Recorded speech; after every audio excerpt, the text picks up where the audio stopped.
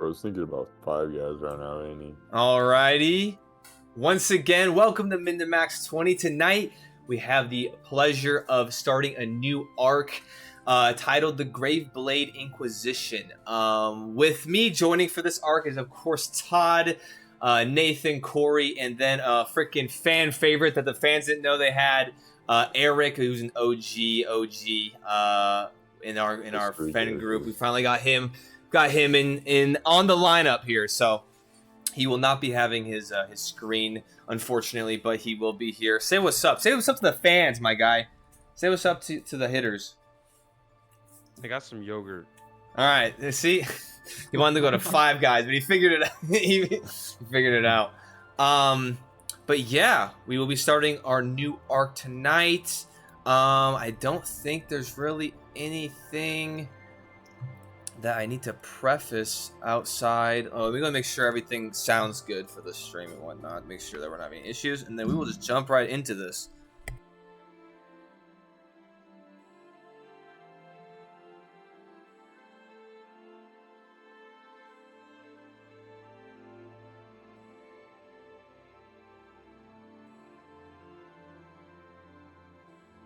All right, friends. I'm going to choose the music real quick, and then if y'all don't have any questions or any final comments, we can just do this thing. Jump right in. Also, Yeah, before you ask for no, you can't go to Five Guys one last time before we start. I'll make my way over there. He raised the fridge and found That's it. yogurt. I said I'll make my way over there. Let me do... This guy's gonna roll his final death save in the Five Guys lobby. All right. Wait. So let me go ahead and get the scene set for everybody. Here we go. So, for our story, we will actually be shifting our lens away from the continent of Wovren and its many provinces. This new continent that we'll be fixing our eyes towards rests southwest of Wovren, far across the Tiberian Ocean. This continent is known as Wyandir.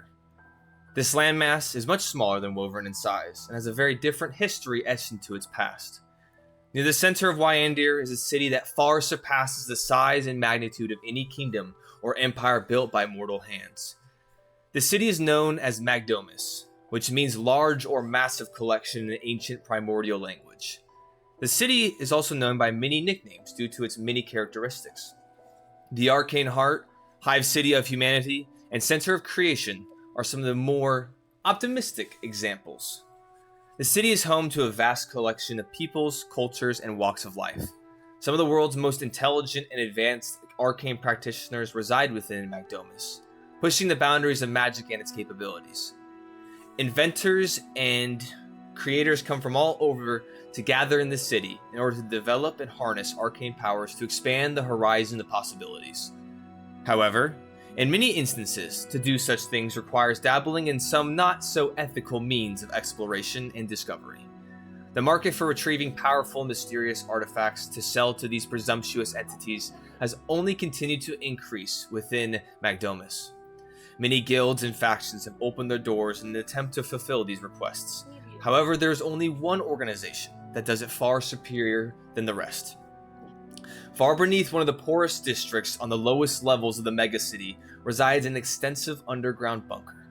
This bunker is home to the organization known as the Graveblade Inquisition. This faction utilizes top-of-the-line arcane armaments and technology to traverse to an entirely different plane of existence, a place that most refer to as Shadefall. Shadefall is home to some of the most horrific and demented creatures and entities to ever exist. Origins of such horrors have been lost, or never truly understood by those that have experienced such nightmarish things. However, with horrible and twisted beings comes eldritch artifacts and relics that push hard against the realms of understanding. It is because of this that the Graveblade Inquisition deploys strike teams to undertake travel to this nightmarish realm. It is because of this that our story begins, following one such team, Strike Team Stray. So, my party members, we will be starting with Tabix Gwol. So, Tabix. Shit. That is I. I would say that you're obviously new to the organization. having just finished your schooling in kind of arcane engineering and in armaments. You've that was taken over the course of many months. You've over the last couple of days have made your way into getting your clearances, into getting settled within the bunker itself, far below the surface level.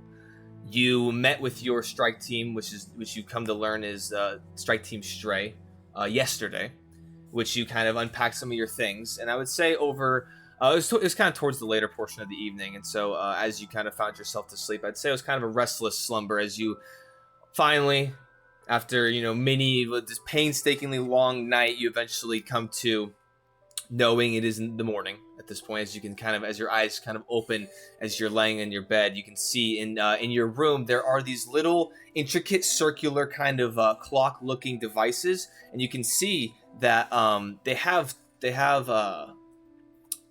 12 numbers on them.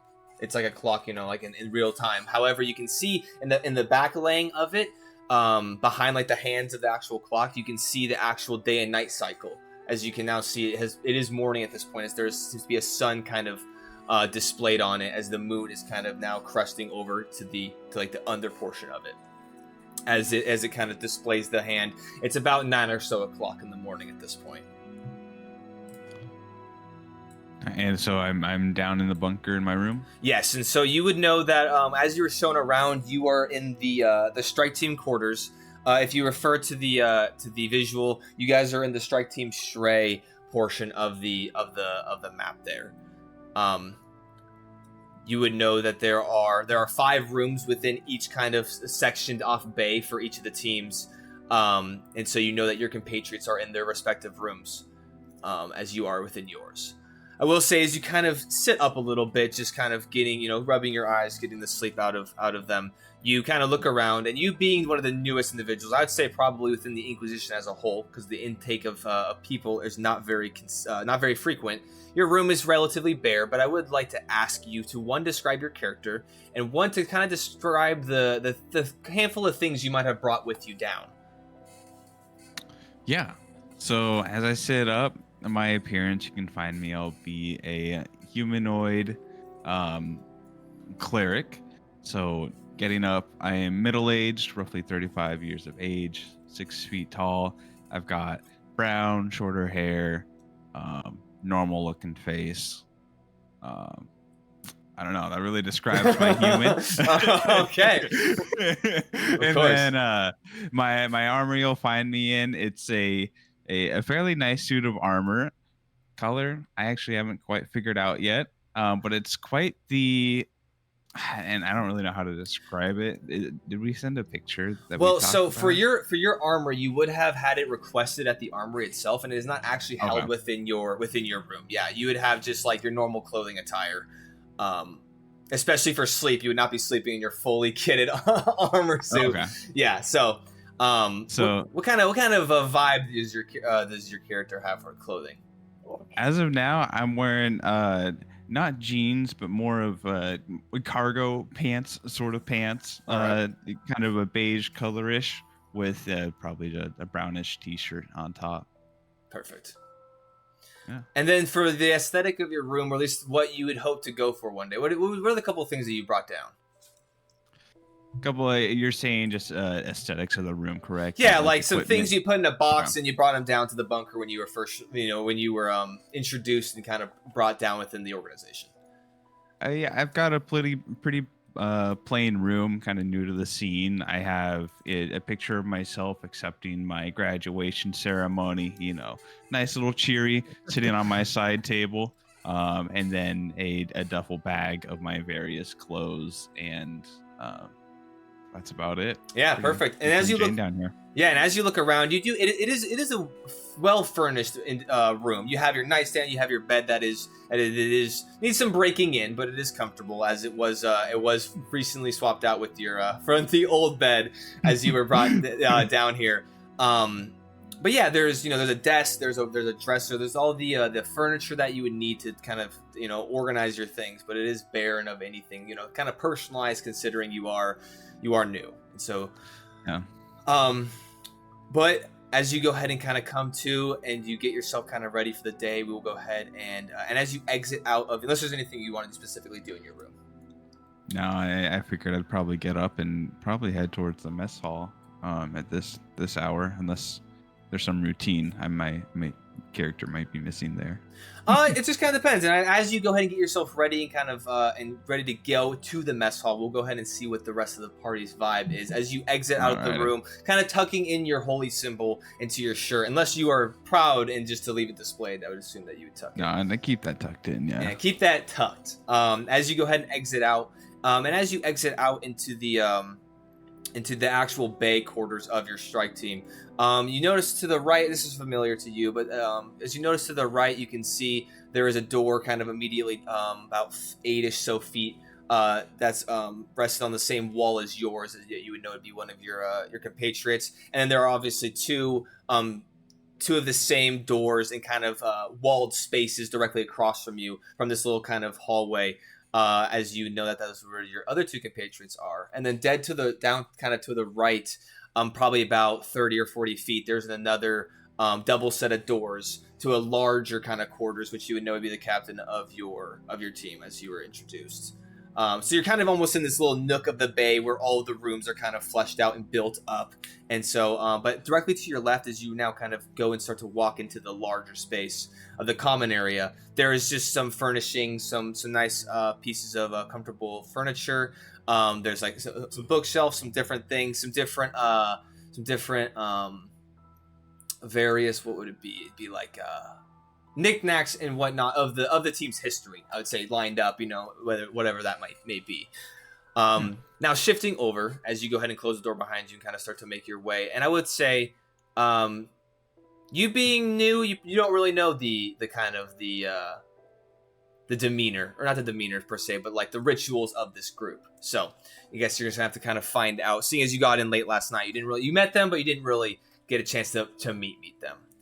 However, being an individual, light of sleeper, Dallin. Is it Dallin or Dallin?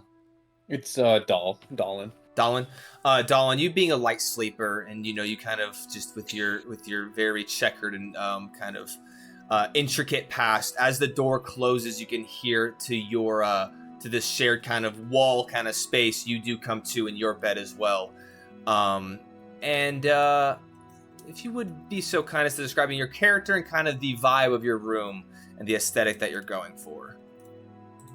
The room itself is very bare bones. There's pretty much just like whatever favors they might have put in for when I moved in. Those are probably still untouched. There's like whatever's necessary in the closet, and pretty much no decoration at all, save for a pan. One pan that looks welded, like the handle looks welded back onto the actual like bowl part of the pan. Okay. Okay. But it looks really dented, but the dents are kind of trying to push back out. But that's the only thing of Dallin's that's within the room that he brought outside of here. Okay. Other than that, Dallin, he's a Goliath. He's about 7.5 feet. Just barely fits on the bed. His skin's more like a muted grayish blue, save for a large scar cutting across his face that almost glows in a sort of like bioluminescent way where there's no like light shown off, but you can still tell it's light. Mm-hmm. But it's glowing like a faded purple. Okay. And that cuts across from like the top left to the bottom right of his face. And gotcha. And just for clarification, were you not a big collector of things? Because you were previously, you had actually been transferred to Strike Team Stray from your old Strike Team, which was Ironheart, just some week or two or so ago. Was there anything that you brought over from that bay over to this one? He's never really had too much of an opportunity to hold on to personal effects, okay. And with his previous strike team, he wasn't there long enough to have any sentimentality towards any objects he kept. Okay, very good. Is there anything you want to do before exiting your room? No. Okay, so as you go ahead and get yourself up and kind of dress and do your kind of morning routine, as you all, and I will say there is kind of in the kind of the back portion of the kind of one of the back kind of tucked corners, there is a little bit of a personalized kind of latrine area that you guys can use to use the bathroom or do do certain things. Thankfully, the bunker, being of advanced technology, far beyond some of the other places within the world, does have running water, does have things accessible this far down, which is very nice. But as you go ahead and make your way to the, as you make your way out and kind of closing the door behind you from your space, you do see the newly introduced engineer of your group, Tabix, as he's walking kind of across the common space, heading towards the double doors that lead out to the hallway.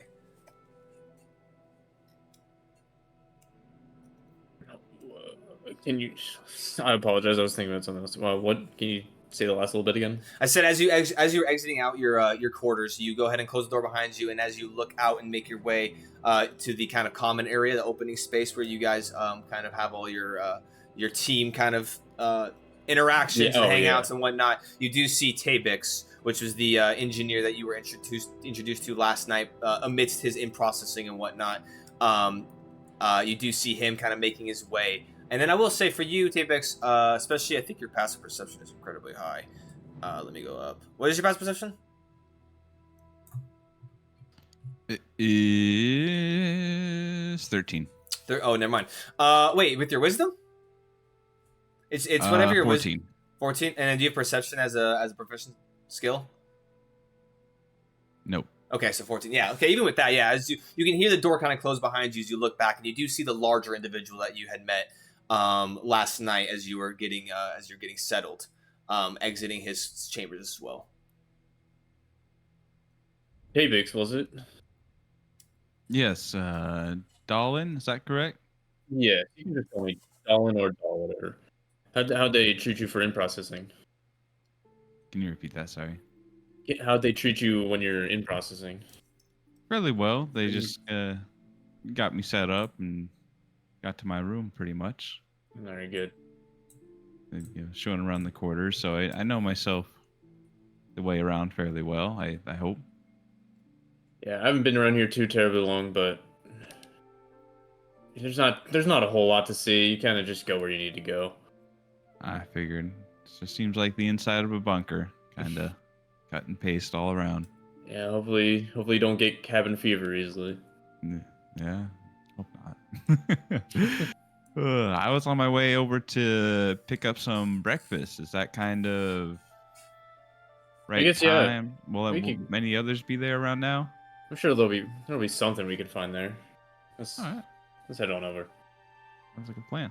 All right, so as you guys meet up in the middle of the common area, kind of going towards the door, we'll shift over to Brother Valdis. I want to say Valdis or Valdis?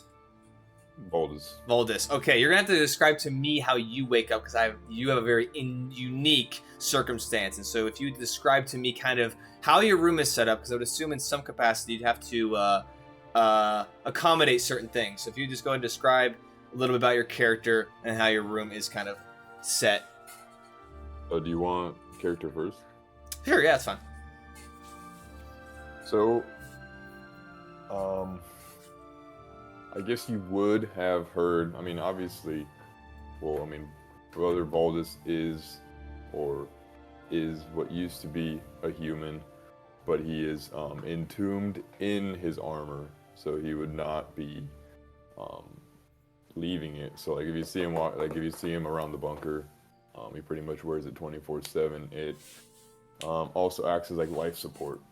So, like, he was very badly wounded and then entombed in the armor. Although,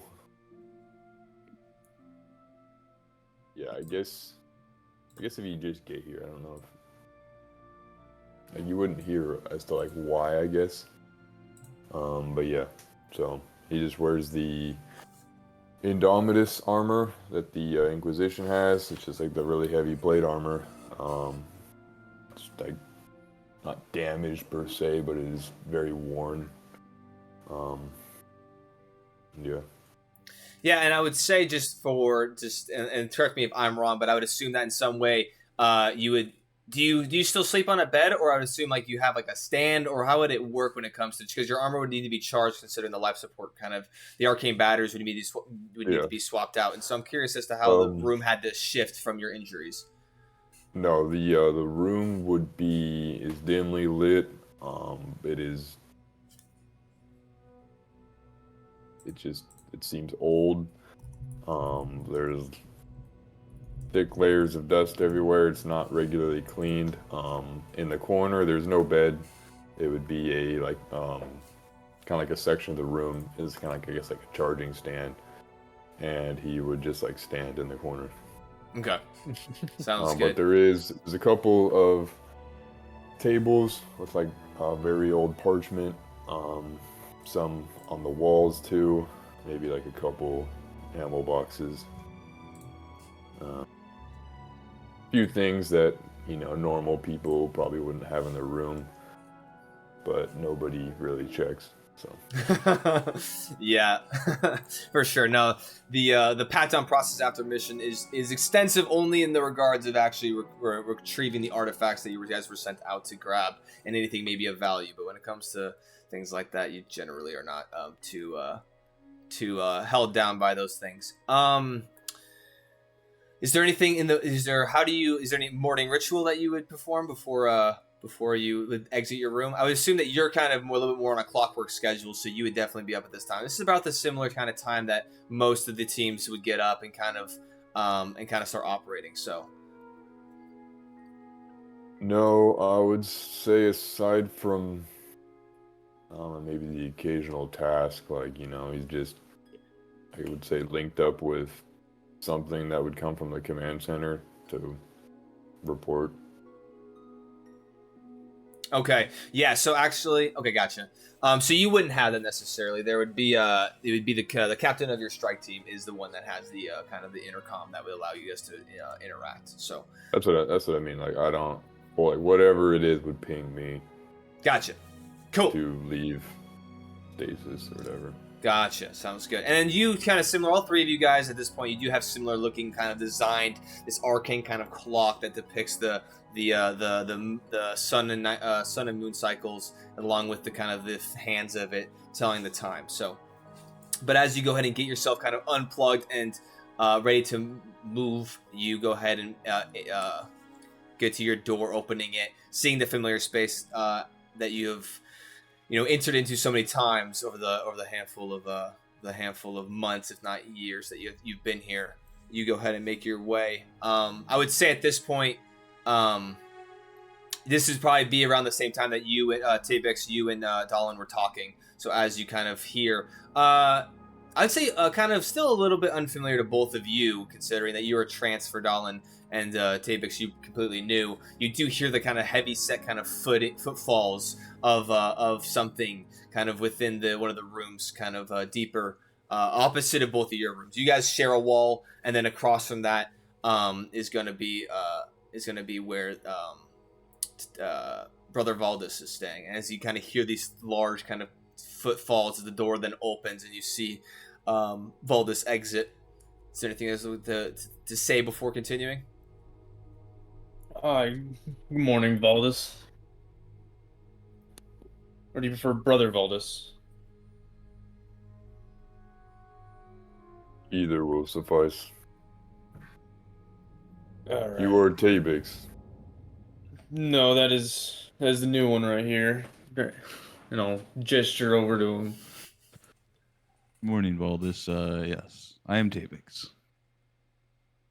You are here to replace Brother Jaxus of engineering. For background, do I know what happened to the last engineer? Yeah, he was smoked out on a mission. That dude got fucking killed. Headshot. Yeah, that dude got ripped. Like that. Like, you don't know exactly. They didn't give you the gory details, but you know that dude died, 100%. Okay. We can't even have a funeral for him. There's nothing left. Yeah, that dude was done. Yes, that is I have big shoes to fill. Would I have been on that mission? No, got so actually, for a little bit of context, and I know this is a lot for you guys to kind of jump into, so I will be giving context and what's your guys' conversations and whatnot. So this Strike Team Stray and Brother Valdis and once I introduce your character Eric, you guys would both know that you guys were out on a mission like 4 or 5 missions or so ago. Or sorry. Yeah, 4 or 5 missions or so ago, and there was just, some crazy nasty creature of some sort that interrupted your guys' operation and ended up taking out 3 of your individuals, because the strike teams are usually consisting of 5. And so the Brother Jackson, which was the engineer, and then 2 other individuals that were on the team for some time. One being the captain was smoked. They all perished, and so you Brother Valdis and Eric's character, you guys were barely managed to make it back, but you did, and that is why the Manning's being a little bit weird. So Dahlan has been with you guys for 2 missions previously, so he's still relatively new, but your missions that you've done thus far have been relatively minimal. It's been usually reconnaissance things, nothing super harsh, because you guys are a fractured team. And then now you do have your engineer back, so it brings you up to 4. You are still lacking 1. And amidst all of this too, you do have a new command as well. Though Brother Valdis, you would know of the captain now, which I guess at this point introduce. Actually, let's go ahead and finish your conversation, if you guys want to continue. Yeah, you guys had big shoes to fill. I think that's where we left off. Yep. Yeah. Well, I can guarantee with me here, same thing's not going to be happening to you. Appreciate that. Stay close to me, and the same thing will likely not happen to you. I'll slowly rotate and look at you, Dahlan. Dahlan? It's Dahlan. Dahlan. And you'll say, Dahlan, and then just keep walking down the hallway. Okay, so you have to kind of push past them, because they were at the doors to exiting the bay. As you kind of then push past, you guys kind of separate. And I'll go ahead. So he'll take 1 step forward and wait for you to move. He doesn't run into you. What size are Yeah. you? Did you say how tall you were? Are you you said you're entombed in armor? Are you 8 feet tall, or are you just like larger but still relatively within a stature of a normal size? No, yeah, he would be I said a rough. He's over roughly a little over 8 feet tall, and he weighs 1,200 pounds. Oh, okay. Okay. Sounds good. Right. Yeah. So he's just a hulking presence. So All right, I'll get out of his way, let him lead, and walk Also, wherever he's going. sounds good. side snip. Now to introduce our final character of this team, Tiberius. If you would go ahead, as you've been kind of up. You've heard the your other members of your strike team kind of exiting their doors and talking amongst, just kind of muffled through the thick kind of steel of the walls of your guys' sectioned off areas. And as you're kind of sitting there, as you go to sit up, if you go ahead and describe your character and describe kind of the room that you're in when it comes to aesthetic and kind of vibe. And I will say this: your room is about probably double or so of the rooms of the other individuals, as you as the captain of the strike teams do get better accommodations than the other team members. Yeah, so I get up and I have a mirror and I look at myself. Oh. Holy shit, another day. Yes, sir. When I look at myself, I'm like normal height, 6'1", normal stature, looks a little worn down from the countless missions he's ran, and all the little kids he's seen get blown away who just joined his team. Just a little worn down, a little beat up, but in a good mood because another day of doing the job that he wanted to do as a child. And here he is doing it. Looks around, he's in a bigger room, so bed's pretty simple. He has the mirror, then he has this whole other section. It's like an office with just papers all over it and things about for missions and maps and whatever. It's a messy desk. Yeah. Then it's like there's a cabinet behind it. It's also looking a little chill. And then it's a pretty, pretty chill. Other than that, it's a pretty normal room with just, extra chairs for people to sit at the desk in front and behind. So I will. new kids I will. or people. Just for one point of order though, there are team offices delegated outside of the actual bays. So you would actually have an office that you could utilize to perform any admin that you would need. Now, I am not surprised if you were to bring additional papers and things back to your room late at night and stuff if you wanted to. It's probably just my personal thing then. There's a table. There's a table in the corner with some alcohol on it. Pretty much almost gone. Yep. And yeah, I mean, it's pretty worn down. My armor's a little lighter.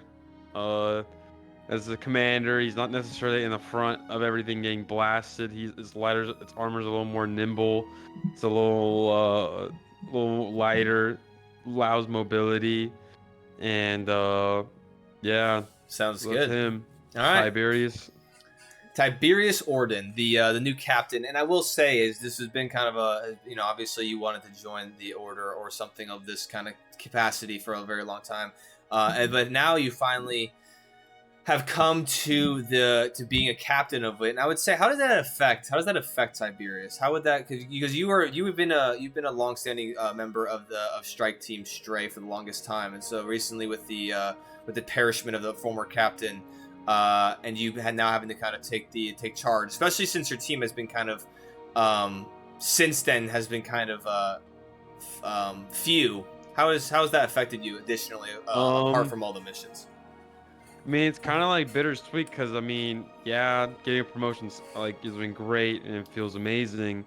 At the same time, though, it's kind of like the duty of having to do it has been, is weighs more on his head, and also receiving this promotion of being captain comes with his former captain that was his friend passing away, dying in service. And so, I mean, while it's cool, it's also, it seems there's a lot of burden to it. Yeah, for sure. Yeah, and I guess as you just kind of playing this out in your mind as you go ahead and get yourself up and ready to go for the day.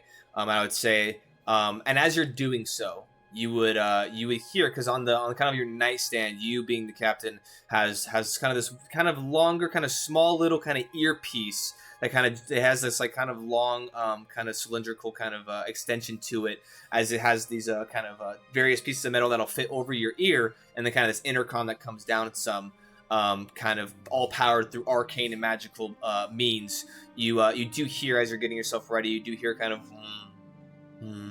kind of pulsing, as it does when you are being communicated with, or an attempt of communication is being sent to your device. All right, then I go over and put it in my ear. Okay, as you put it in your ear, you do hear there's a kind of a moment hesitation as you kind of or a pause as you kind of fix it, and kind of you can feel the connection link. The individual say, "Sorry to bother you, Captain, but if it is I'm all right with you and your strike team, we're hoping to see you in the briefing room at about 3 p.m. for your upcoming mission. Does that work for you, or should I tell the Master of Reconnaissance to delay or hasten the appointment time?" We'll be there. I will assemble my team at 3. It sounds good. Thank you, Captain, and we will see you then. And it cuts. All right. So I will exit. What time is it right now? As you look up to the clock that you similarly have in your room, it is about, at this point, 9 or so in the morning, 9:10 probably, as you guys have all gotten up and gotten your things together, 9:15. All right. Well, I exit my room and I head toward the mess hall. Okay, so as you go ahead and exit your quarters, you do see kind of on the far end at this point, walking out of the bay, you do see Brother Valdis, and now kind of almost trailing behind both of them, Dallin and Tavix as well. If you wish to call out or say anything, or you can just follow their lead. I don't say anything. Okay, sounds good.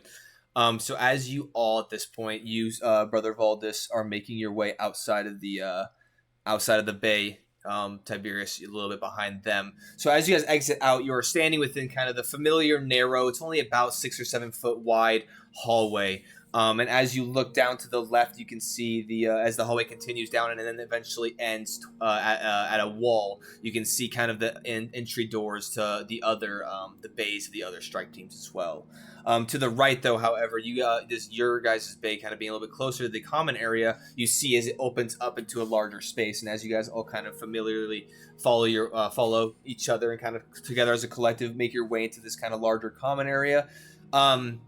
Not a whole lot occupies this space. It's pretty clear of anything. You can see that there are some kind of different like kind of pictures or murals or things of nature kind of hanging on the wall. A couple like different pieces of furniture, kind of just to fill the room, but nothing of major significance. You do see off to the right hand side as you guys exit the hallway, kind of the large section off space that kind of breaks up this area, which you guys would all know would be the briefing room. As it is placed within your guys' kind of area, so that's easily accessible. And then to the far right, you can see, and it's kind of broken up a little bit by the large kind of walled off room in the middle of the space. But you can see the multiple offices that line up the far right wall of the space. As you guys begin to continue and kind of cut at a 45-degree angle, you can see the double doors that you would know would lead to the recreation room.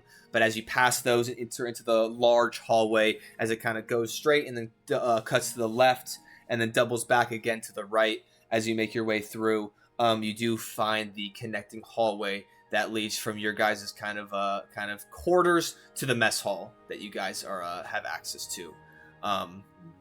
Anything you guys would like to discuss or say while you guys are making your way, or do? Tiberius was catching up the rear with us, right? Yeah, he was catching up the rear, and I would say, let's see here, real quick. I would say, Brother Valdis, Brother Valdis, I would say that your... Oh, Corey, you said your passive perception was 14? I need to write that in. Yep. Okay. I would say, Brother Valdis, you kind of, with your additional heightened acute sense, would probably kind of discern as you would look back and kind of check. You would see your captain and long-term, I would say, co-worker, and I mean, I wouldn't want to put words in your mouth, but probably friend, as you guys have seen a lot together, making his way kind of just somberly behind as you guys are walking. How do you calculate passive perception again? Passive perception is just your perception skill. So whatever is your perception skill plus 10, or 10 plus whatever your perception skill is. So Okay. if you no, it's 10. Okay. Yeah, most things are able to calculate it, but not perception. So, but yeah, as you guys eventually make your way, as you guys are getting closer to the mess hall, you can hear them kind of just some low murmuring of voices and whatnot, and kind of some activity up ahead. And as you guys are going and kind of making your way, and you can see that a lot of the doors that you've passed through, because there are doors to these hallways, to this like kind of connecting hallway, and you can follow along on the little map that I have drawn up for you guys. The doors are propped open. They're usually only closed in the later portion of the night. But they are all propped open, and as you guys are making your way, and you can get whiffs of just of very mouth-watering kind of different foods, meats. Generally, they have eggs, kind of some sort of desserts, and just a waft of all these different combinations of smells as you guys are making your way and eventually enter into this space. It is a large space, kind of a vaulted ceiling, probably about 15-20 feet. This everything. That all the lights within the bunker are lit up through some sort of arcane fixtures that project light from them, that are attached and kind of manipulated by like switches on the wall. And for all of those, it's basically just lights in real life. Interesting. Yeah. So All I'm saying is, you and I both know that the food down here would not be mouthwatering. Oh, no, actually, no, it is really good. I will say this. That is one thing. And the one thing the Inquisition prides itself is how well it performs any operation it has. The kitchen staff here is well maintained. The master of culinary, or cooking, or whatever the title you want to label it as, he makes sure that his staff is always in always in top order. Which you do hear actually a kind of a deep guttural voice as you guys are making your way in, like, "It's burnt! Fix it! Go back and try again!" As you kind of hear yelling from the kitchen. As you guys make your way into this space, you can see that there are large kind of benches, booths, kind of all different kind of various different seating arrangements that you guys can have. Circular tables, kind of longer tables for bigger parties, or there are the booths kind of up on the exterior wall of this area. Can we have one of the Can we get one of the booths where it's got the open outside for our tin can? You got the Wait. wheelchair accessible. Oh, yeah. So before, yeah. No, yeah. before, yeah. hold on. I would say before, this fucking Nitro's out of here. Before you guys broke off to, I guess, yeah, you guys would have broken off to the mess hall. Brother Valdus would have kept going straight, and he would have approached the wall of warriors, and then he would just stand there and stare at it. Okay, got you. You're going to kind of cut right. Okay. Yeah, so he would go straight, and then the briefing room would be on the right, and you could see him, like, if you looked over as you're going across the open area to the hallway that goes to the mess hall. And real quick, it's going to be a little bit zoomed out, but I will go ahead and actually pull this up for those for the stream and for those watching. It is a little bit distant, but at least gives you kind of a framework for it. For those watching, let me go ahead and pull up here. Yeah, it's going to be a little bit. Let me go ahead and just see how far back it is. It should be. Yeah, okay. You can kind of read that. It's something, at least. That's kind of the layout of the bunker. But yes, as you go through, so you would know that the wall itself is actually the Wall of Heroes is actually a room. You would enter in through the door, and the wall. And actually, I probably should have put it as a Hall of Heroes. I'm gonna rename it the Hall of Heroes. I put wall because I was gonna originally have a wall, but now it's like its own room, so it's actually the Hall of Heroes. And yeah, so as you go in, the left side and the right side the left side is all the strike team names of those that have come and passed, and then on the right hand side are all the names of those amongst the strike teams that have passed as well, in kind of chronological order of time. And then on the front facing, kind of as you enter into the room, on the back wall, you can see it's almost like a memorial kind of shrine of some sort, as there are flowers, and just kind of different pieces. You can see one large kind of banner of the Inquisition's order, depicting the familiar. You can see it's like this silver kind of alien-looking skull with one large kind of eye socket, and you can see that they have it's like etched into it, kind of this red, almost crosshair in the eye portion. You can see that there is this. Let me go ahead and pull up my notes. You can see that there is this kind of this almost purplish black flame, kind of emitting up off of the skull. And then you can see to the left and right of it, vertically facing, is a sword and then kind of a war hammer, and then in a scroll kind of etched underneath, or kind of scrolled out underneath the skull itself in this kind of depiction, it reads Dorfestos Kel Decnartum, which translates, which you guys would all know the phrase. It translates from primordial to no fear in the darkness, as it's kind of hanging on the back wall. Is there any? Are you looking at the strike team names? Or are you looking at the names of the fallen? I will look at the names of the fallen. Okay. Is there any particular name that you'd be looking at? Would it be those that you lost on your team? Or are you just kind of paying homage and respect to those? How many are on there roughly?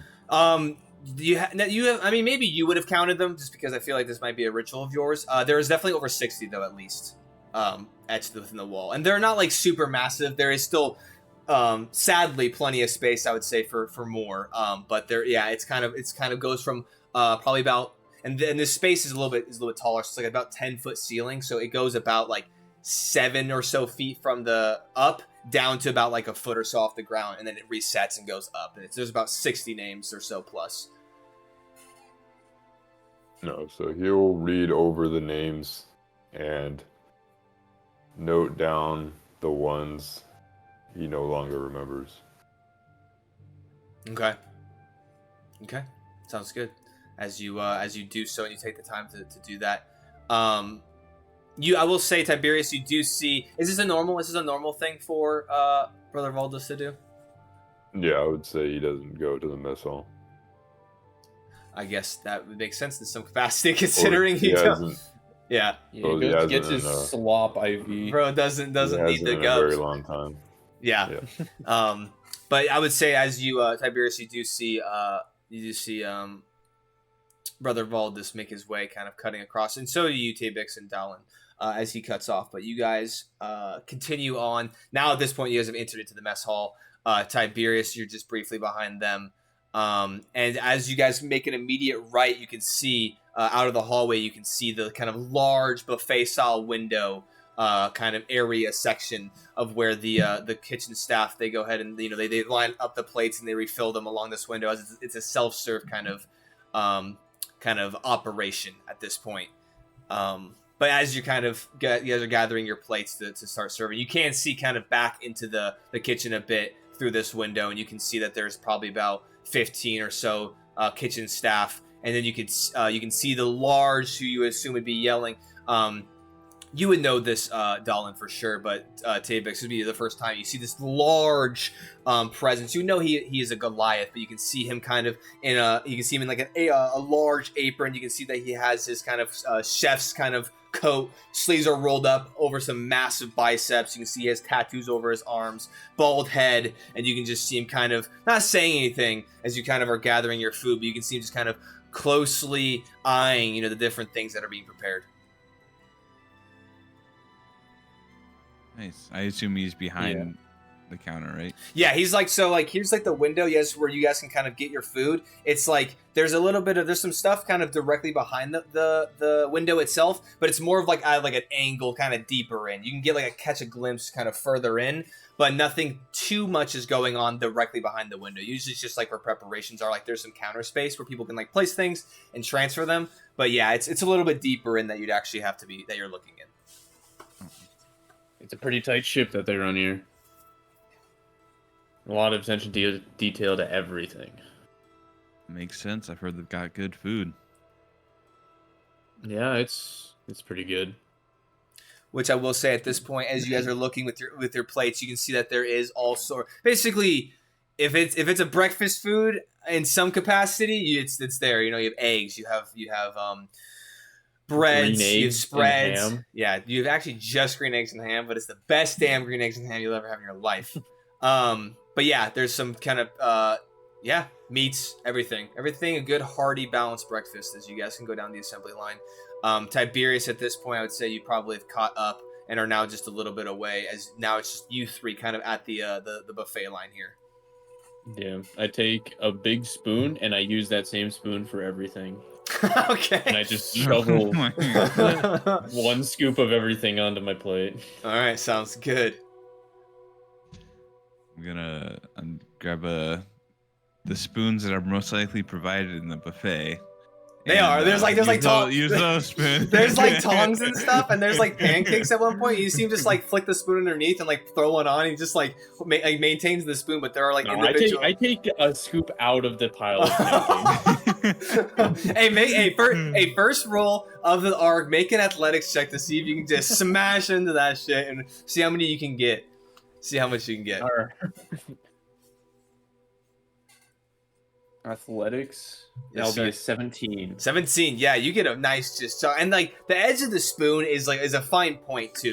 Just like having to cut into certain or like help work things up and around in the various kind of tins that things are in. But you're just like you kind of almost saw into it, slide that out, and you got like 4 or 5 thick of like pancake lines just ripped out and put onto your plate. Wait, are you ahead of Tabix in the line? Yeah. Yeah, I would have gone first. So then you just got the pancakes with a hole in it. I'm gonna go down and get just a nice balanced breakfast with some sausage and eggs. And I was gonna get pancakes, but seeing Dolan just scoop some pancakes in via spoon. I get a little confused by the way things run around here and skip over the pancakes, so I don't look weird grabbing them with tongs. So I just end up with some sausage and eggs. Okay, sounds good. Towards the end, there are fruits and kind of vegetables as well. And kind of at the far end, there is a portion of the kind of window. Though this portion isn't actually windowed in, it's more of like kind of just the ledge that kind of jets out, and there are various tankards kind of lined up of various beverages that could, or not tankards, I apologize, kegs. Or at least that there would be. You can see that there is still one kind of out. There is like these kind of circular stained kind of portions where the kegs usually stand. Where Dalin, you would know that that's that there usually is a range here, but obviously in the morning is not as accessible. So, but you guys finished Tiberius. I am just gonna go. I'm just quiet. I walk up to the food, and I nod at I can see the because Brother Valdez isn't there, right? Correct. You saw him branch off. He went to go do his thing like he always does. But I nod at my fellow compatriots who I know who are on my team. I just nod at them and I start to get my food. Good morning, Captain. Is he Captain? Morning. He is a captain, yes. Okay, yeah. Morning. You ready for whatever they shove down the pipeline at us? Yeah, something's gonna be coming our way today. If you see Brother Valdez, let him know, and let the new one know that if I don't see him, that he's standing right in front of you. Oh well, hey man. Yeah. What's your name again? I look over at Corey. Yeah. Tabix. I look over at Tabix. What's your name? I'm Tabix. Well, welcome. I don't think we've completely met. I'm Tiberius. I'm the new captain on this team. Oh, unfortunately, nice to meet you, Captain. I'm gonna reach my hand out for a handshake.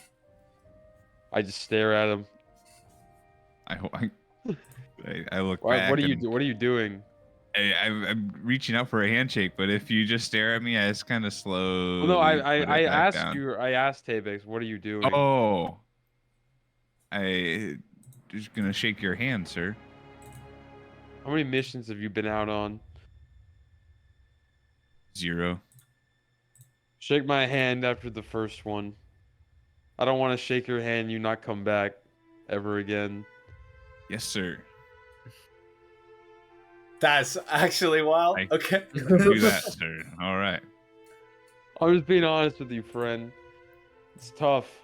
I've seen many of our compatriots die in the line of duty. Some people I just met, some new, and as green as yourself. It's no offense. It's just the way it is. It's a cruel, cruel world. Do you mind me asking how many missions you've been on? How many missions have I been on? Man, it's hard to keep count after you've done like 30, man. It's just like it all blends together. Yeah. I've been doing a lot. Plus a lot. I've been doing this since I was 20. You mind me asking your current age, sir? 21.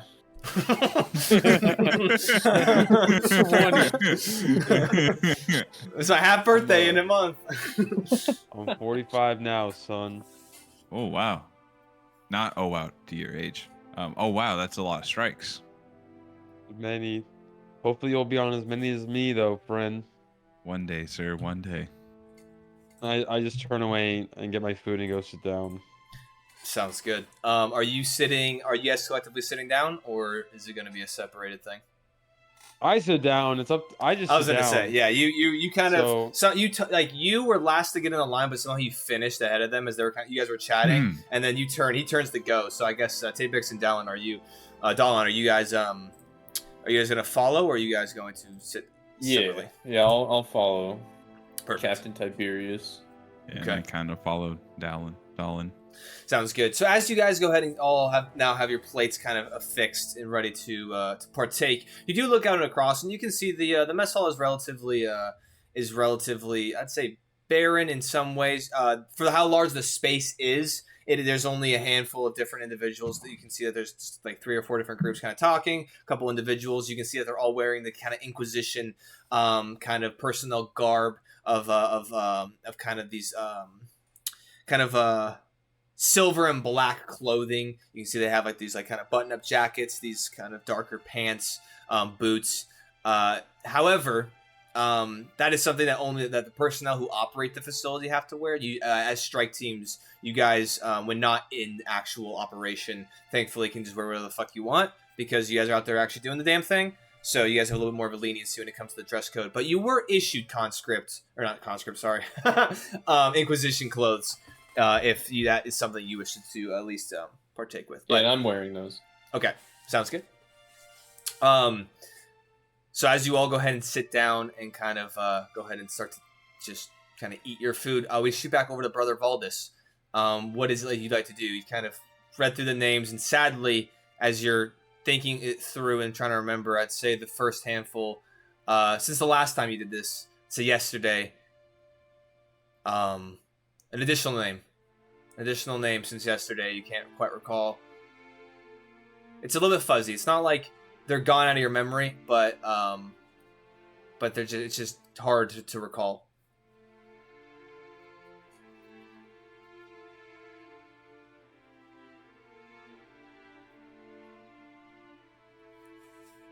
Brother Valdis will just, I guess, slowly turn and then leave.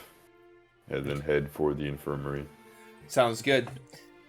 As you go ahead and you turn and just exit out of the doors, you go ahead and kind of slowly close them. The only doors that remain closed are the during the daily operations is to the Hall of Warriors, kind of out of respect to the dead and just kind of keep it a little bit more sacred. You can cut immediately to your right. There is a connecting hallway that does lead from this section to the main floor, and as you do so, you enter out into this kind of main, large, very, very large chamber. The roof just goes on for about probably 50 to 60 to 70 feet up, and you can see these large, rectangular kind of panels that emit this bright kind of white light down into the space. You can see kind of towards the center of the main floor.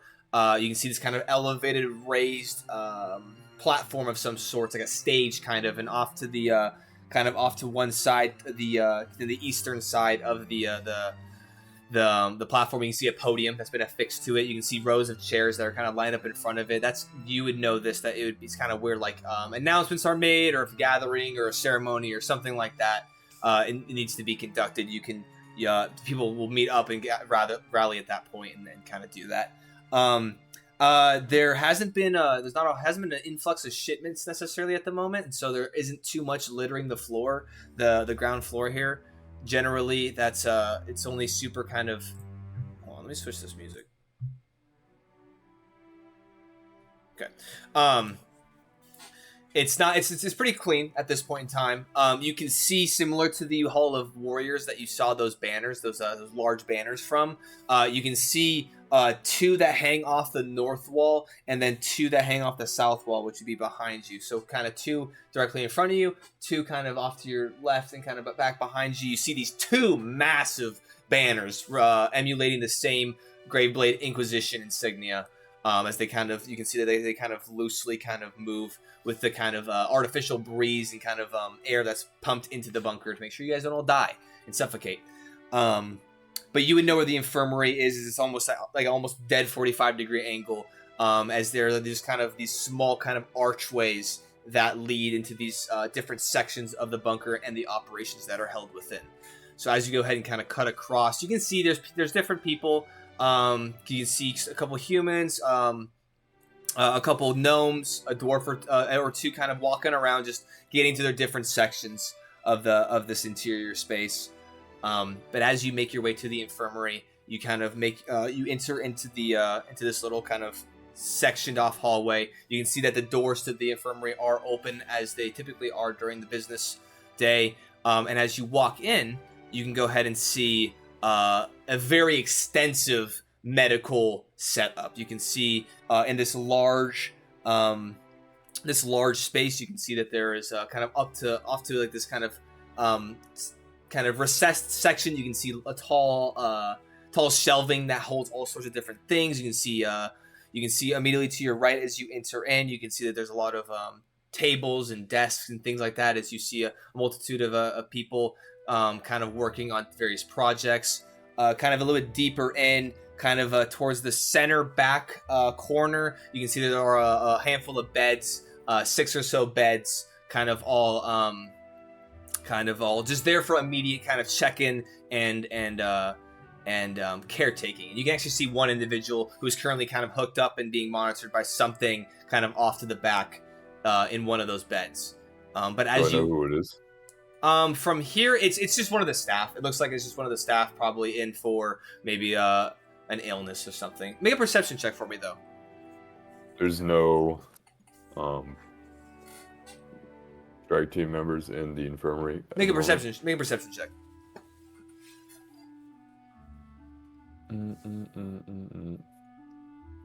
First time using my stats. Oh yeah, 14. boy. Oh, 14. also, I took 3 more. I added 3 more proficiencies, Jared. So Okay. I went lore. Oh yeah. Good. Sounds good, man. Perfect. So as you're looking, you said 14. As you're looking, you can see as you're looking around to make sure to see if you can make sense of kind of who's in here, if there's any other strike teams. You don't notice any of them. You do notice that one individual, and as you kind of zoom in a way, you kind of peer in and focus on them. It seems like they're just another regular personnel. Seems to be like a human, kind of just in one of the beds. You can see that he's not like in it. He's kind of like sitting on one of them, and there's a medical personnel individual kind of tending to him. So nothing crazy. But as you let me go and zoom up here to my notes. You do see as you go ahead and make your way in. And kind of just stand there, kind of taking in the scene. One of the individuals, kind of a taller female elf, kind of notices you and walks over like, "Oh, brother Voldis, yes, are you here for your pain dampening meds?" Yes. All right, yes, we can go ahead and get those up right for you. Just if you wouldn't mind, either, and then she kind of gestures over. So there is like a little bit of kind of within the immediate entryway. There are some like seats and kind of a little bit of like a waiting area that's that you can go ahead. And she kind of gestures, and you know her name as Shiveris. She has tended to you multiple times to get such medication, and she knows. She's just like, if you'd like to, wait over there. I'll be right back. Knowing that she nods, and knowing that you don't typically sit down. She will just and absolutely no worries as she makes her way over, and she actually will go to kind of one of the tall kind of cabinets kind of towards one of the back walls, and you can see her kind of pulling out a set of keys and starting to tend to getting your medication that you need. And if you wouldn't mind explaining a little bit, what does the medication do for you? I would just say that like throughout the day, just with how extensive the augments and all that is, that there would be a great deal of pain that he is in. Mostly it's the worst in the morning, but once he goes to the infirmary, it subsides mostly, and then it just kind of tapers through the day, and then that's it. Yeah, and there's actually compartments in the back of your armor where they have to actually access the injection ports, and they actually will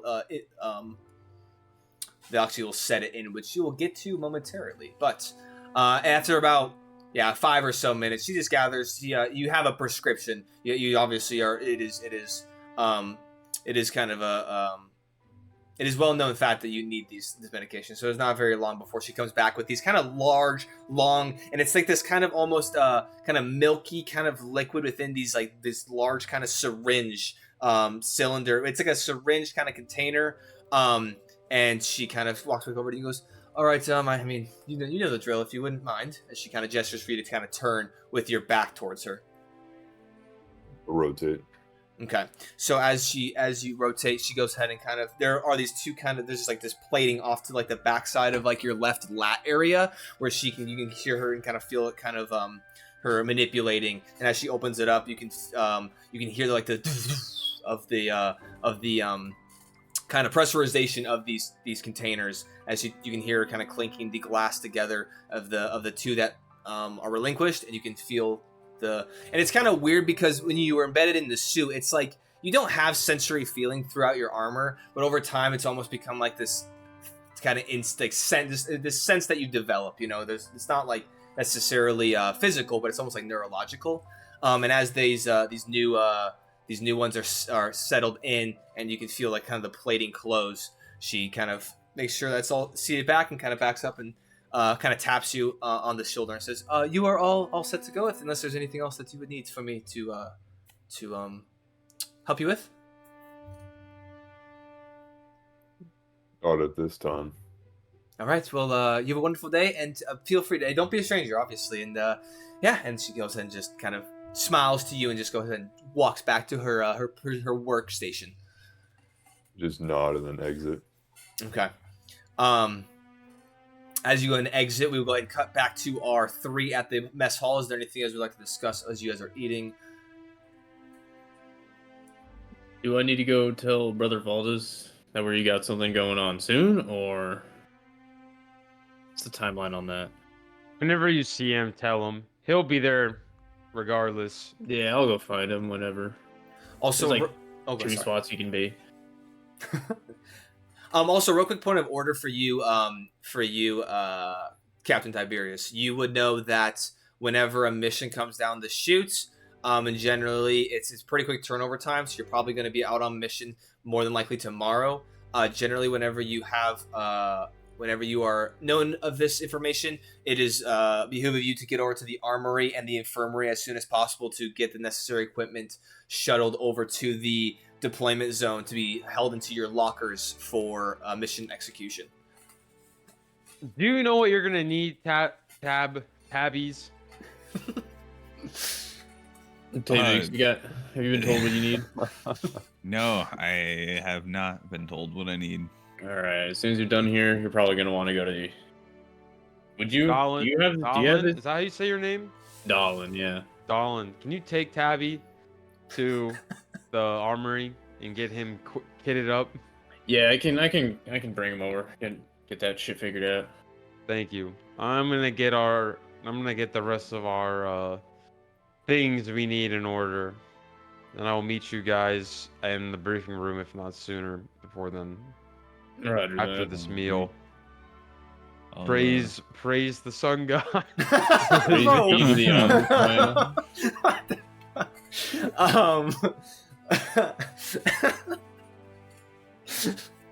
I should have expected that sooner, but okay. Anyway. You almost done eating, Tavix? I finished my food. Yes. All right, let's go. All right. So as you guys go in, Take the boy. as you guys are making your way, you guys there's kind of towards the kind of to the usually to the left or the right of the entrance hallway, or sorry, exit hallway to the actual main floor are they're like little kind of stands where you guys can place your empty silverware and whatnot. And then the kitchen staff will collect it, as you guys sure as well know. Hold on one second. I'm going to go ahead and just one thing. Oh, that's why. Okay. All right. So, as you guys go ahead and exit out of the mess hall, you guys make your way, and as you exit out, especially for you, Dolan, directly ahead, directly almost across from the mess hall is where the arcane armory section is actually located. I would say that you obviously are familiar with the large banners that hang down. You Tabix, it's a little bit different of a space here in the morning time, because last night when you got in, there's only kind of like, I wouldn't say emergency lights, but a lot of the lights are dimmed. But really the only lights that are generally on the main floor at night would be these kind of angled lights that shine onto the banners themselves to just ensure that they are illuminated at night. So you can see this large space in kind of all of its glory. You can see kind of off to the far right, at the far end of the eastern kind of side of this massive chamber, is this tall probably about it's about half the height of the room as it kind of arches out to the top of this kind of archway that leads into this other section, which you would know would be the deployment zone. But above that, you can see one of the massive versions of your guys' clock. As you can see, the sun kind of depicted up there. You can see now it's about almost 10:30 in the morning. As you guys make your way across, and as you enter into this little gapped portion of the hallway to this segmented section, the Arcane Armory is interesting. It's a little bit different than a lot of the other places in this in the bunker, as it's sectioned off. So as you step in, it's almost like this L in a way. As there is, similar to kind of the kitchen, there is this large, not large, but kind of this windowed space. And there's like kind of metal fencing or whatever it is that kind of covers it to ensure that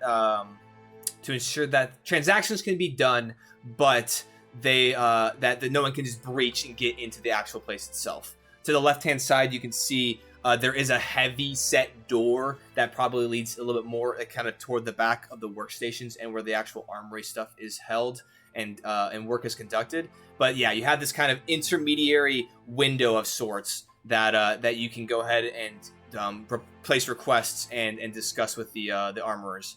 At this point, you can see that the kind of metal shuttering that they can lift and kind of close to open and close the kind of access to the window is down currently. But you would know that all you have to do is knock on it. Like, they close it just for security. Like, it's not like we're closed. It's like there's even a sign that says knock for assistance or whatever, knock for help or whatever. Go bash a couple times against the segmented metal. Okay, sounds good. As you kind of, and you can hear that deep in the back. You can hear this like different, just like loud mechanical noises and people working on things, people yelling, and you hear, "Oh, someone's at the window! Oh, yeah, I'm going. All right, fine." As you kind of eventually, you hear as the voice gets kind of louder, and you hear as you hear the kind of segmented portion of the barrier kind of raised up, and you can see this kind of heavy set kind of features face, large kind of jowl kind of tooth orc. As you can see, he has hair on the top. He has a pretty decent receding hairline. As you can see that his hair is pulled back into braids, and as he kind of reaches it up, and then he just kind of casually pulls out a stool and just kind of places his arms and goes, "All right, what can I get you? You guys have new guys equipment list? I want to get them familiarized before we head out." "Yeah, didn't you came here for in-processing, didn't you? You look familiar." Yeah, last night, yes. "Oh, you know what? Actually, no. We got his list, but we did not actually interface with him. So, what's your name?" "Oh, actually, yeah, give me your name and I'll find the paperwork that you filled out." Tabix Guol. Tabix Guol. All right, one second. Oi! Hold on one second. Oi! Hey, Corvin, do we have and you kind of hear him kind of, "Oh, we have a Tabix paperwork back here or something?" You kind of hear, and then you hear like a loud like. What? What? I was gonna say, freaking bureaucracy. You hear as he yells out, he's like, "What?" You hear like a what? "Do we have a all right, hold on." And you hear like a like, "Oh, okay. And then "Do we have paperwork?" And you kind of hear them muffling back and forth, and it's just loud back here. And even through the window, you can see there's large bits of pieces of just metal and like machinery and just things that. What's crazy is that like. You got some exposure to this kind of stuff, Tabix, while you were at the academy, because obviously you had to work with certain things, and you had like a field version of a lot of this stuff. So it's really, really interesting to see just like the full-fledged kind of intricate kind of arcane systems and pieces of like machinery that are used to kind of adjust, imbue, alter, modify all these different things. You can see kind of through this window. You can see kind of deeper within too. There's like these large kind of vaults or safes of some sort. But eventually, you can even see kind of the orc kind of making his way kind of deeper in. You can see he kind of opens like a filing cabinet of some sort and kind of starts to like peer through and kind of pulls out a sheet, puts it back down, pulls out another one, and he kind of closes it and makes his way back over. Oh yes, Tabix, that's right. As he kind of puts the sheet down, like, and you can see that the window has has ledges on either side where you guys can interact and kind of put your hands or sign paperwork or whatever it is. All right, so if this is accurate, it looks like you are going to be the engineer for Strike Team Stray. Is that not correct? Correct. Yes. All right, so we're gonna look to need to get you fitted for some engineering armor, and it appears that you have requested some sort of armaments in the realms of. You're a holy man of some sort, then. Correct. Yes. All right, we can get you figured out, sir. We have something in the back, and then you have requested a grenade. That's impressive. Okay. Well, I think we can get all this figured out relatively quickly. Do you have some time right now? I look over. I think we got nothing but. All right. Well, then that sounds excellent. Well, this will be easy. But before we continue with this, you, sir, is there anything you are here specifically looking for? Yeah, I need my interceptor shield, my power sword, and then the adaptive armor. Right. And your name One's is with the boots. Yeah. Well, your name is once again. Dolan. Dolan. Yes. Okay. Hey, for Dolan. Hey, someone. Oh, God, useless. Absolutely useless. All right. Well, what we'll have you do, and actually something that you didn't necessarily see immediately on entry is to the right of this space. There is kind of like a curved wall, and there's a door on this curved wall. And you can see now as he kind of gestures over to it, that is our fitting room. We will go ahead and have somebody meet you in there, Tabix, and they will get you all fitted and set for your armor. And then we'll get that figured out. We'll get your weapon figured out, and then it seems to me that you want some sort of grenade capability or explosive device, which we can, of the holy variety, of course. We will go ahead and figure that out as well. But you, Dolan, we will have your equipment sent over to the lockers into the deployment zone. Excellent. If that works for you. All right. I will meet you, or, for simplicity, I guess I will. Give me 2 seconds, and I'll meet you out into the space. As you see him, he reaches up to the window kind of defense. What I called earlier? The shutter. The shutter. Yeah, the metal shutter. shutters. He grabs it, and you can see it slams down. And it kind of muffles once again all the noise and whatnot emitting from the back area. As you guys, minute or so goes by before you hear kind of the large kind of reinforced door to the left hand side of this space leading deeper in. You can hear it start to unlock, and it's a good 30-second process of the unlocking, and eventually it does kind of, you hear the last time latch be undone, and the hey Knox, what are you doing? And the door then kind of, you can hear a grunt as the door is then opened, and you can see stepping out is the orc himself, as he then, sorry, give me 1 minute protocol. So he grabs it and he goes ahead and goes to close it and relocks. You can see that there are a multitude of locked kind of key mechanisms on the exterior as well. Finishes that up and goes, all right, so let's go ahead and get you fitted. As he takes you to the fitting room. The name's where is it? The name's Doc, by the way. I'm one of the regulars in the armory, and so if you need anything, feel free to either call me out specifically by name or Corvin. Corvin is one of the gnomes that works side by side with me. He can get you squared away as well. But yeah. Dolan, if you want, you can definitely stick around for this, but I don't see it necessary if you have other things to be done. But if you're not busy, then I guess feel free. Yeah, I'm just helping him get acclimated. Make sure everything goes smooth. Well, Don't want someone with the wrong gear on my mission. That is very smart. Let's do this thing.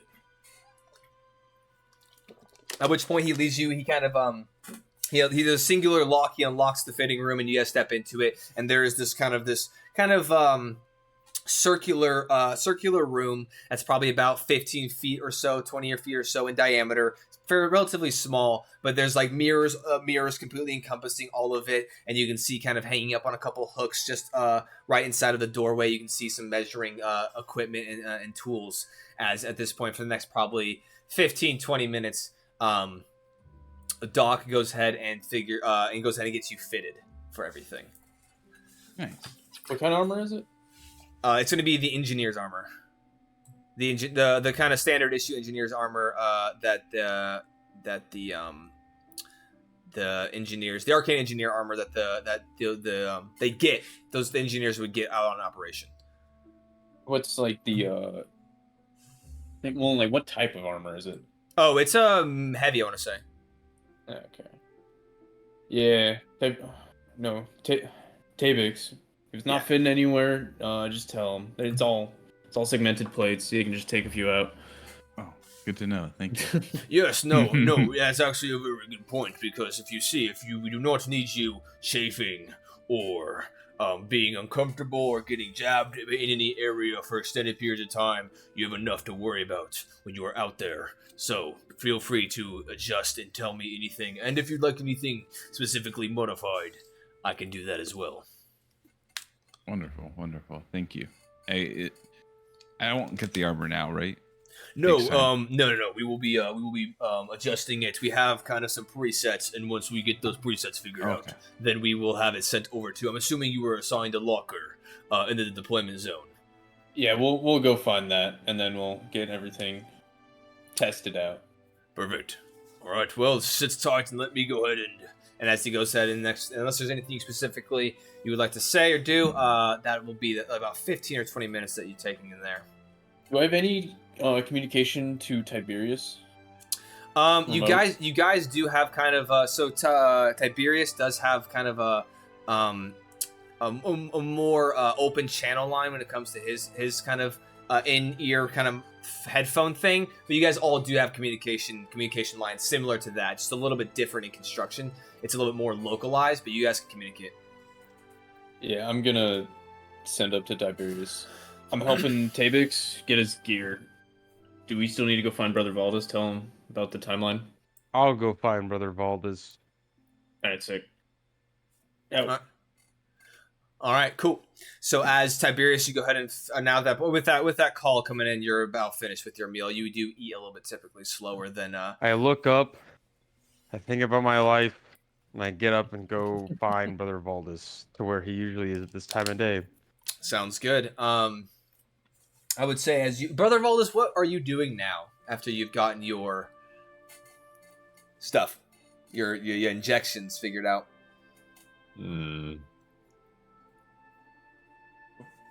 What do I want to do with my time? I'm going to go wait in the briefing room. Okay, sounds good. Too easy. So as you go ahead and make your way across the infirmary, and you make your way back through the similar hallway that runs adjacent to the Hall of Warriors, you just go ahead and enter into the briefing room.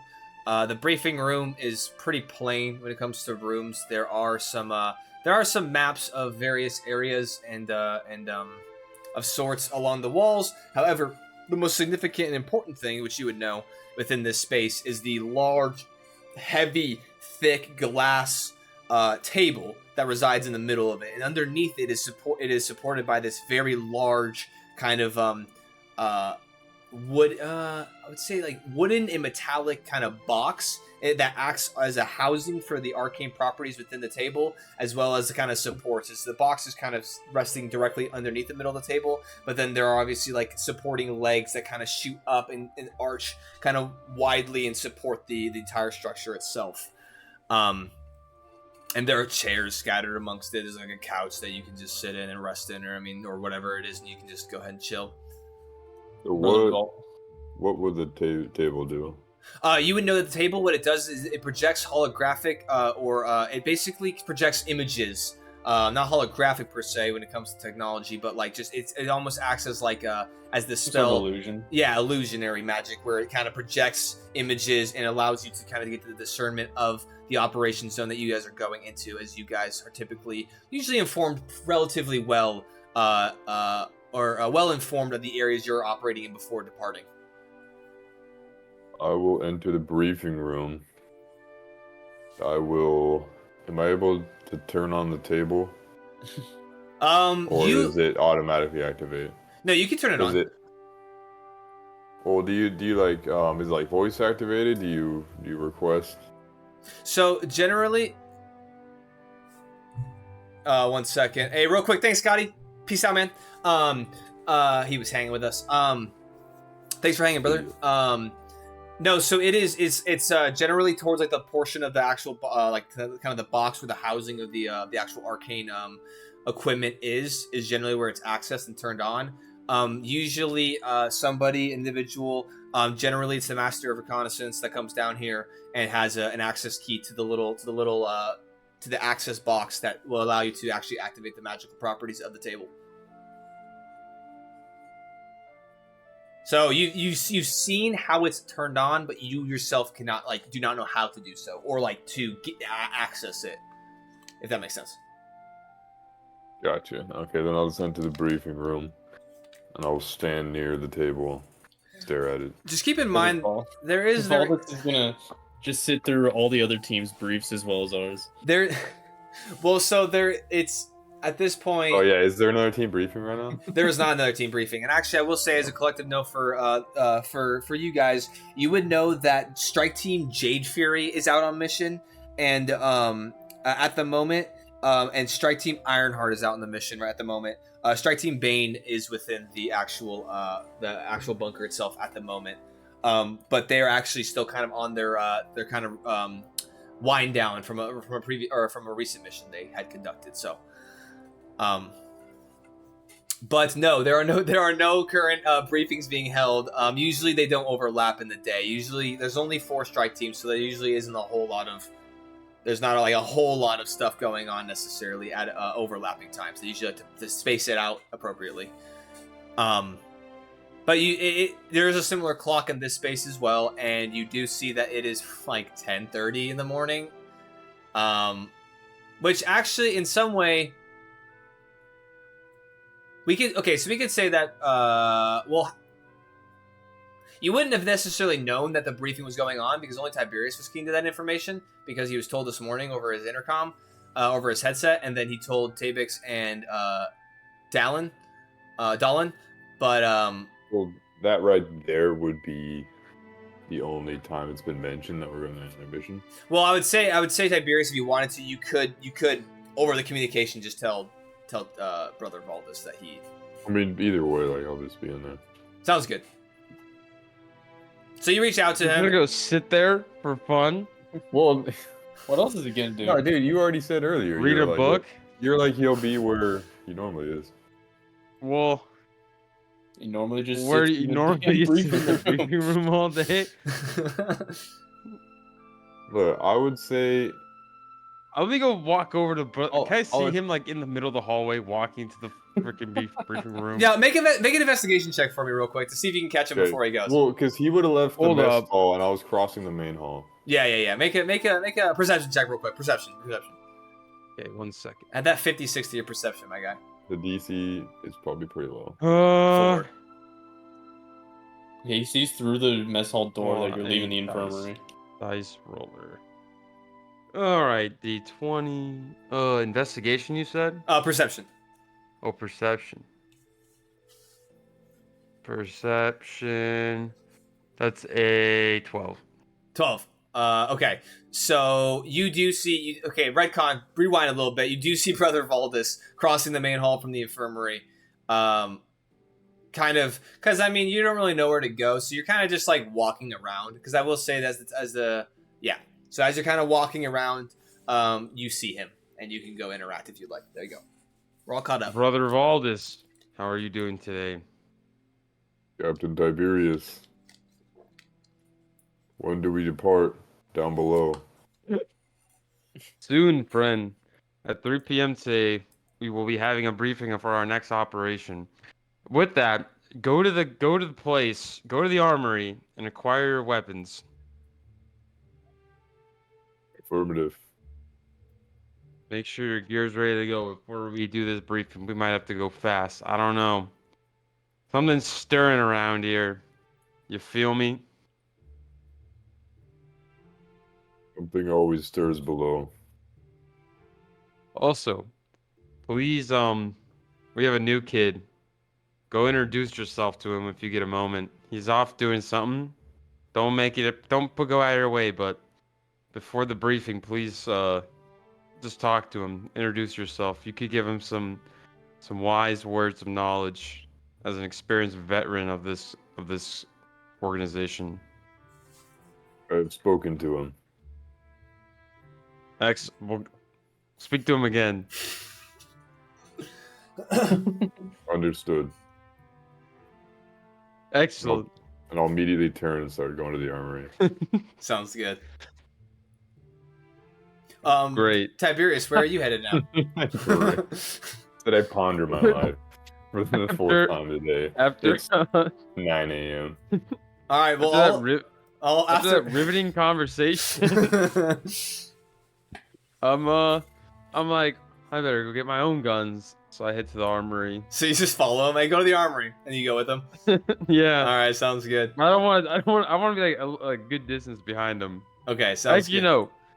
He's walking a little slow, so I walk ahead of him. Okay. All right. Sounds good. So as you tell him to go to the armory, get his shit figured out, you like cut him off and go faster than him, and make your way to the armory first. Okay. Sounds good. I would say at this point, Dallin and Tabix are still within the still getting sized. So as you enter in Tiberius, you can see that the metallic shutter is currently down, but you know the typical procedure of having to knock to gain entry. So as you do so, you knock heavily, pretty quickly.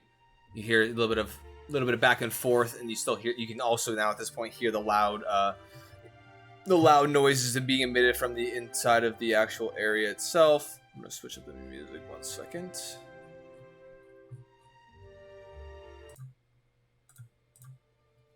At this point, you kind of hear as you see the shutter kind of half open a little bit, as you're like, okay, and then you see this kind of the smaller framed individual as you see as they kind of now are like climb up on a stool and then go to continue to push up the shutter all the way as you now see a gnomish figure sitting in front of you. You can see kind of some reddish kind of hued hair kind of all pushed back and kind of in like a I wouldn't say spiky necessarily, but just a mess of a hairstyle. As you can see, kind of grease and black kind of portions kind of smeared on the face, just dirty, kind of in this heavy set leather apron with some tools on the belt. As they kind of now plop back down in the stool and say, "Oh, what's gonna do for you?"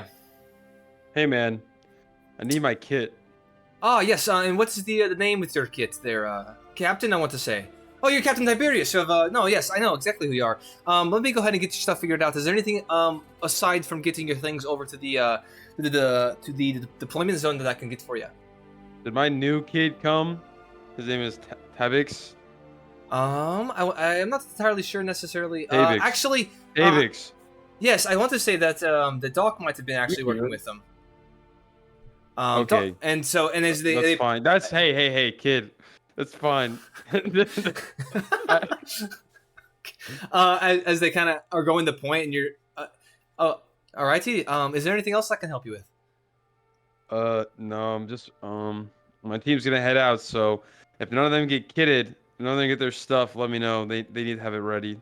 Sounds good. Absolutely, no worries. I can definitely get them all searched out there, Tiberius. Thank you. Yes, absolutely. No. Have a good one. And then as this point you now are turning around to go, you can see now Brother Valdis making his way in. Kind of. I just look down and keep walking.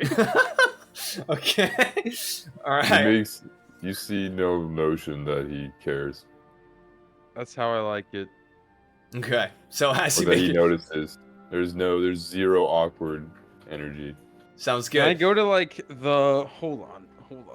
As you're looking, to the rec room, play some ping pong. as you're looking at that, as you make your way, Brother Valdis, I'm assuming that you're. I mean, obviously, a captain just went in here and articulated to me that you're going to be heading out on mission. Or do you need your equipment as well sent to the deployment zone? Affirmative. Excellent. Well, I'll go ahead and get your names both written down, and I'll go ahead and have your things sent over immediately. And I want to say that your couple of your other compatriots are currently in the fitting room, so everything should be squared away. Has it all been checked over 10 times as requested? Yes, it has been checked over and made sure that everything that might have been hit out of whack in the last operation is now back and reseated. So no, you have nothing to worry about there. Nothing to fear there, Brother Valdis. I know how particular you are with your armor, so you'll be all right. We will make sure that nothing, if anything goes wrong in your next mission, it will not be because of your armor. It'll be because of some freak bullshit that obviously Shade's fault. It'll be due to user error. Thank you. All right. Well, if that's all that you have for me, I'm going to just. As he steps back up onto like the counter space, and as he kind of like eyeballs you, waiting to see if you say anything, and it's just like jumping down off of the shelf as you see him kind of fall down as he and is slammed back in this place. Wait, so he told me that Tabix was being fitted? Yes. You know that room is literally just like behind you 10 feet into the fitting room, which is labeled by a sign. I see where this is going. How big is the hallway? The space that you're in right now, it's fairly large. I would say it's a rectangular kind of space with that kind of curved wall portion. I would say it's probably about 25 feet by about probably 60, 80 feet or so. Okay, I'm gonna go down the hallway, and so if you look at the map, literally, if you look at the arcane armory and you see the little hash indicating the door, where that curved portion of the wall is, that's where the fitting room is, just directly right there. If anything, it would be to the left of the main door. It'd be to the right of the main door. Does that make sense? From the main floor, when you go straight in, yep. To the left is the shutter. Straight ahead is the fitting room. No, straight ahead is the shutter. Straight ahead, that's what that little filled in little black box is. That's like the windowed portion, the shutter of it. The left-hand door, I didn't mark it on here because but the left, that curved thing. That curved thing is where a door is built into that, and that is the fitting room. Oh. Yep. I'm going to approach the fitting room. You can hear kind of some voices going back and forth, like, "All right, so and then let's go ahead but you can go ahead and you can approach it. It is unlocked. I open the door. You go ahead and open the door, and immediately as the door opens, you hear "occupied." Aye. And then at this point, you can hear kind of movement, and you see this kind of older looking orc as he kind of pops his head through and sees you, and kind of like goes to look at like a normal eye level, and then kind of steps back and looks up to you and goes, "Oh, yes. Can I help you with something?" Captain Tiberius ordered me to help engineer Tabix here.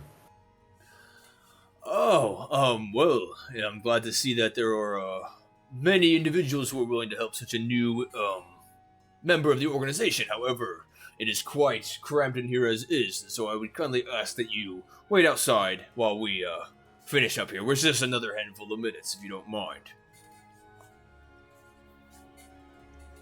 Just take like one big step back from the door and then just wait. I appreciate your understanding. Just give us a couple more moments as he then closes the door. At which point, Tabix and Dahlin, you are now at this point. A couple last minute, little bit of measurements, all set to go. As he kind of finishes, he goes, he kind of winds up the kind of like the some of the measuring tools and goes, "All right, well, Tabix, you are all set to be for your fitting. We will go ahead and get your armor situated and made to your specs, and we will have it sent over to your deployment locker Just make sure, as he looks over now to you, Dolan, make sure that his locker is appropriately marked, and it will get to him.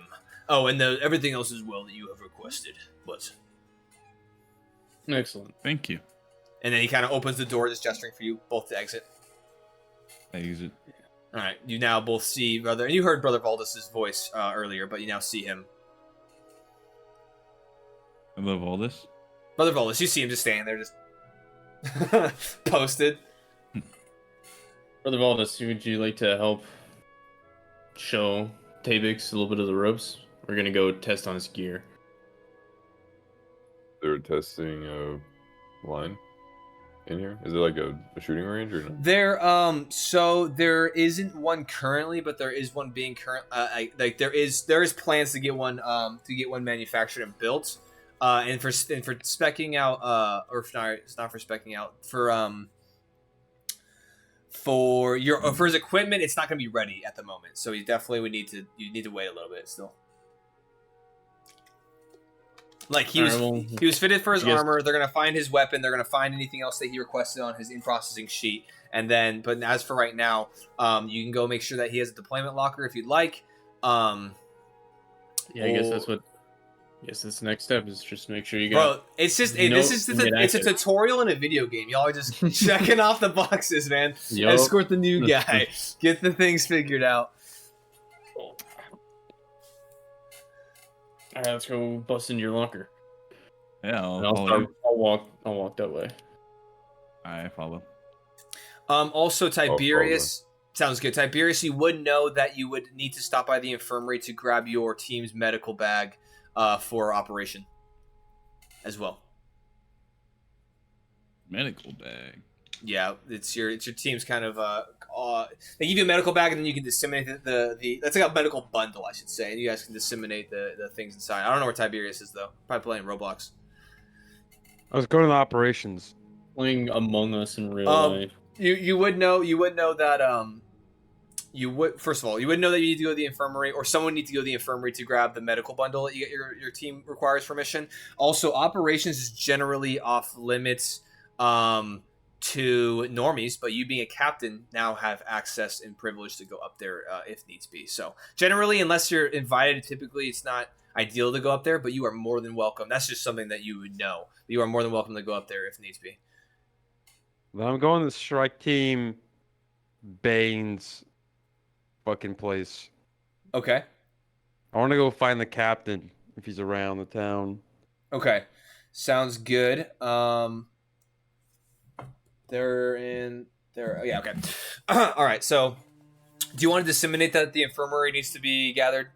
Equipment needs to be gathered. Yeah. From the infirmary? Okay. Brother Valdis. Come in, Brother Valdis. He has the earpiece that you guys can communicate with. You guys all have it. You built in especially there. Yes, Captain. I need you to go to the infirmary and acquire our supplies for our medical supplies. Understood. Thanks.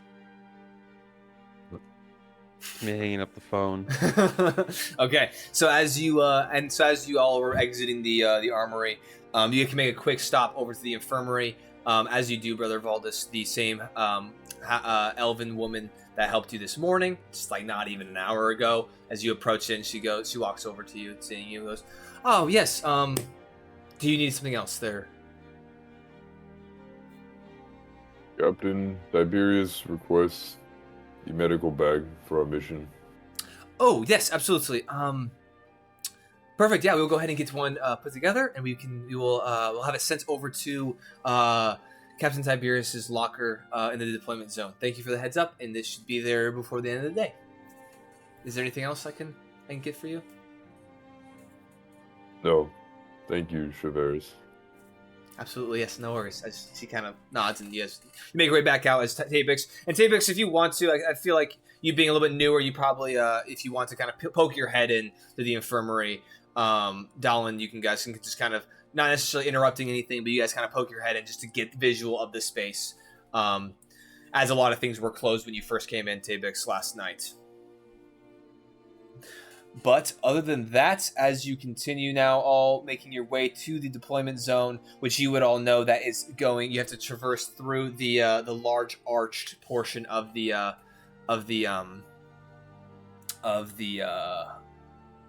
far end of the main floor. So, Tiberius, you want to make your way back through to the strike team's quarters to interact with strike team Bane. Okay. Sounds good. Let me go ahead and pull up some things.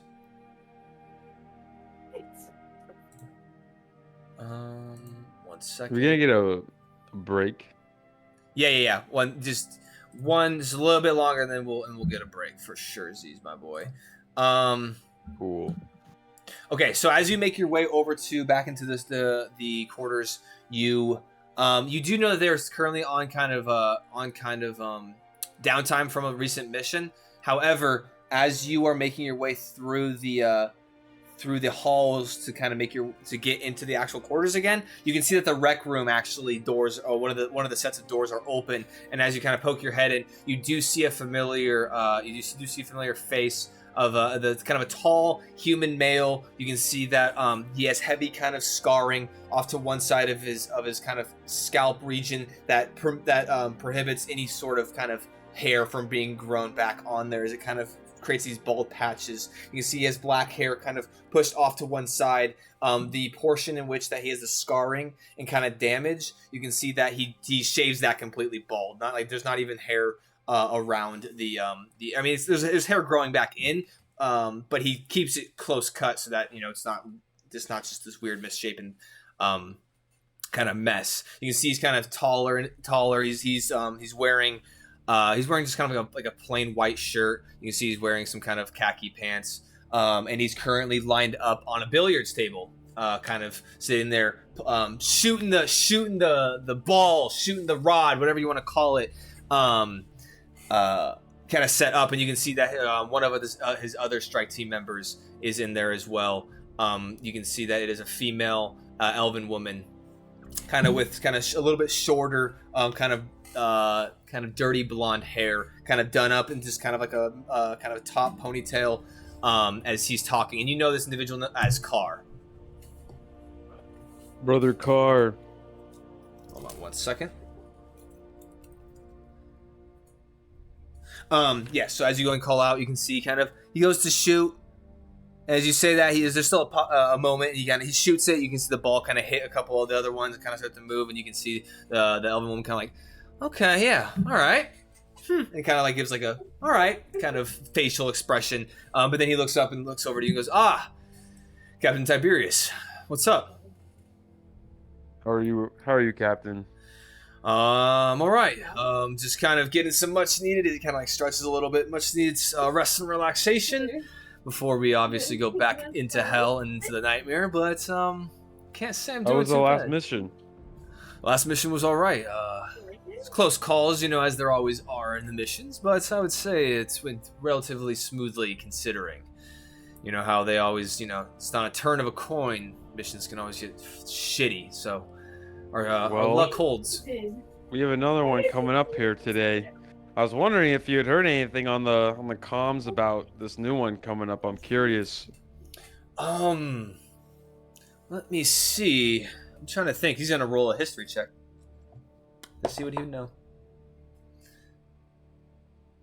I can't say that I have, sadly. You freaking moron. You say that? Useless. No. I think it though. Yeah, of course you do. No, I can't say that I have. I do know that they had recently been sending out, and he kind of is now shifting his way around the table, kind of offset from the other member of his team. I do know that they were saying that intelligence was coming back to the Inquisition, to the bunker, from one of the automatons that they sent out, one of the recon automatons that they had sent out a week or so back. So I wouldn't be surprised if the intelligence that they had received is probably something that formulated into whatever the fuck you guys are going to be experiencing. Well, I mostly come to ask you, as I have a new member on the team, and I'm just trying to get some advice on how to go about this with a new guy. I don't want to get him KIA'd on mission one. Oh, yeah. Yeah, that's a lot of stress, and I know that you, condolences to you. I know, obviously, it's a big moment to take captaincy, but I know under the circumstances that you got, it was kind of hard, but, I would say for dealing with newbies, it's kind of hard. I mean, nothing can truly prepare them for what they're going to see out there. It is... Knox, lay down. He tells a random dog in the bunker, hey, place. 1 second. Go lay down. Lay down. Whatever. It's never easy to kind of... I mean, you can't put into words the horrors that we face every time we go out on mission, but I think that the best thing to do is have some confidence in their training, but also be willing to step in when needs be. But I would just say the biggest thing is keeping them close. I would say as soon as obviously when it comes to more of the veteran, he kind of gestures over to the elven woman. When it comes to the more veteran members of your team, you can obviously trust their skills, and so there's some leniency. But I'd say the biggest thing is to emphasize heavily that close knit formation and just having each other's backs and just having an extra eye on the newbie, because they're gonna fuck up, and hopefully it's not royally. Hopefully it's not to the caliber where someone dies. But I feel like in a weird way, you have to trust that. You have to trust their instincts, trust their training, but just keep an extra eye out.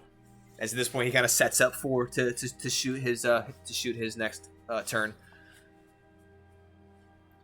All right. I'll take that advice. Appreciate it, Captain. Yeah, no worries, Tiberius, and hey, be safe out there, man. It seems oddly that things are getting uglier by the mission. I don't know if you've noticed that, but I like it. Makes it more exciting. Yeah, well, it's exciting until you have someone green, and then it makes it just so much more stressful. So That's the natural part of the cycle of humanity. it is, but Alas, we do what we must for our people. yeah, it's true. All right, I leave. Okay, I'm done with him. All He's right, useless. okay. Getting a little philosophical, aren't we? All right, He's pretty fucking useless, to be honest with you. So. All right, sounds good. So as you go ahead and continue, and you exit out of the recreation room, where are you heading to next? Guess I'm gonna go to my office in the wherever place. Okay, sounds good. You're gonna make your way to the office, and then you guys are making your way to the deployment zone to check on the locker and whatnot. Which actually, as you guys are making your way, as you three are going, and you're going to the office, we'll go ahead and take a quick break, about 10-15 minutes. We'll just jump out of here so that we can all just use the bathroom and take care of certain things, like a dog that wants to leave the room. Corey probably understands I'm going to that. Five Guys. You're going to Five Guys in 15 minutes? Yep. If you're not back in 15 minutes, I'm banning you. You're I'll getting banned. cry. I'll be in tears. All right. I'll be fast. Okay. God. Okay. How close is it? You're gonna have to jump down the drop pod hole. All right. Well, we'll see y'all in 10-15, and then we'll continue this venture.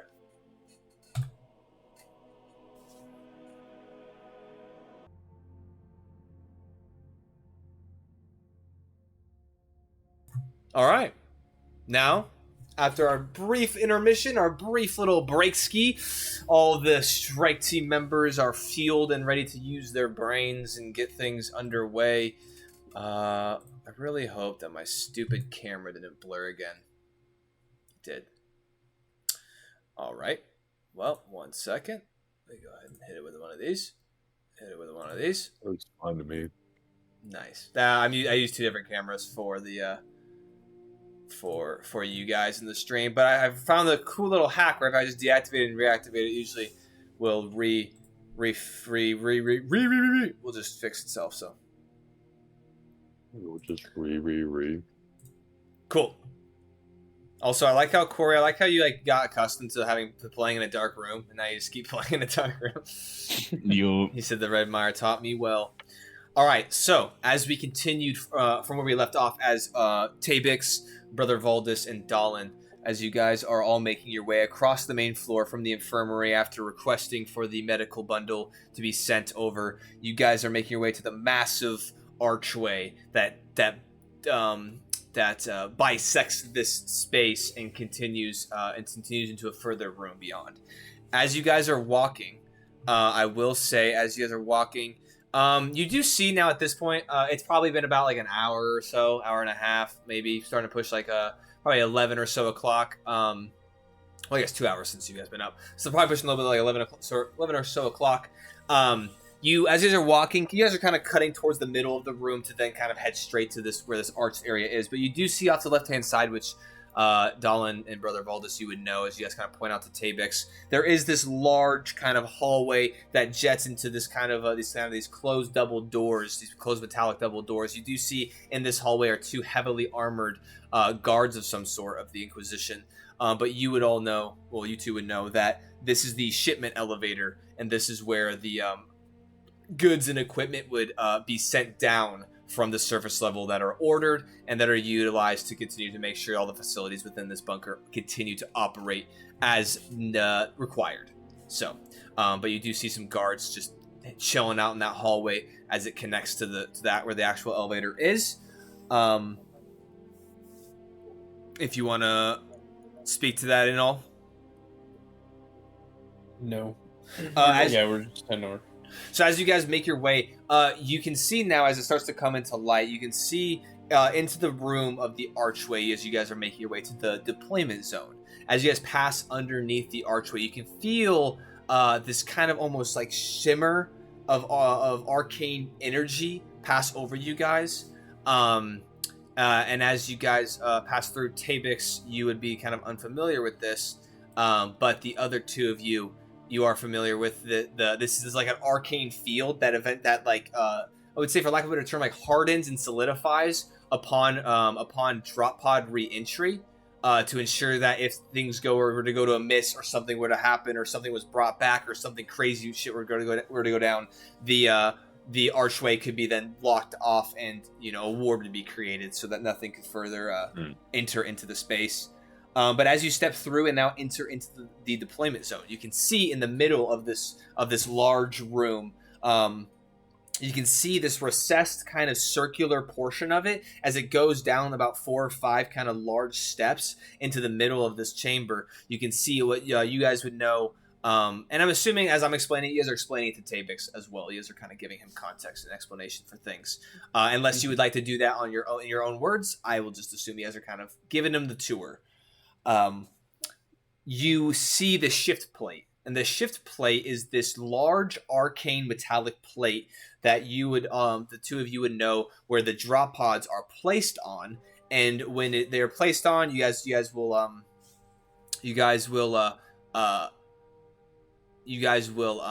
kind of load up your things, gather your things, and you do know that when it's recessed in the ground is when it's kind of in its dormant state. The central plate can shift up and become flush with the floor, so you guys can load all your stuff in without having to step down and do all this crazy maneuvering of stuff. But as in its lowered state is when it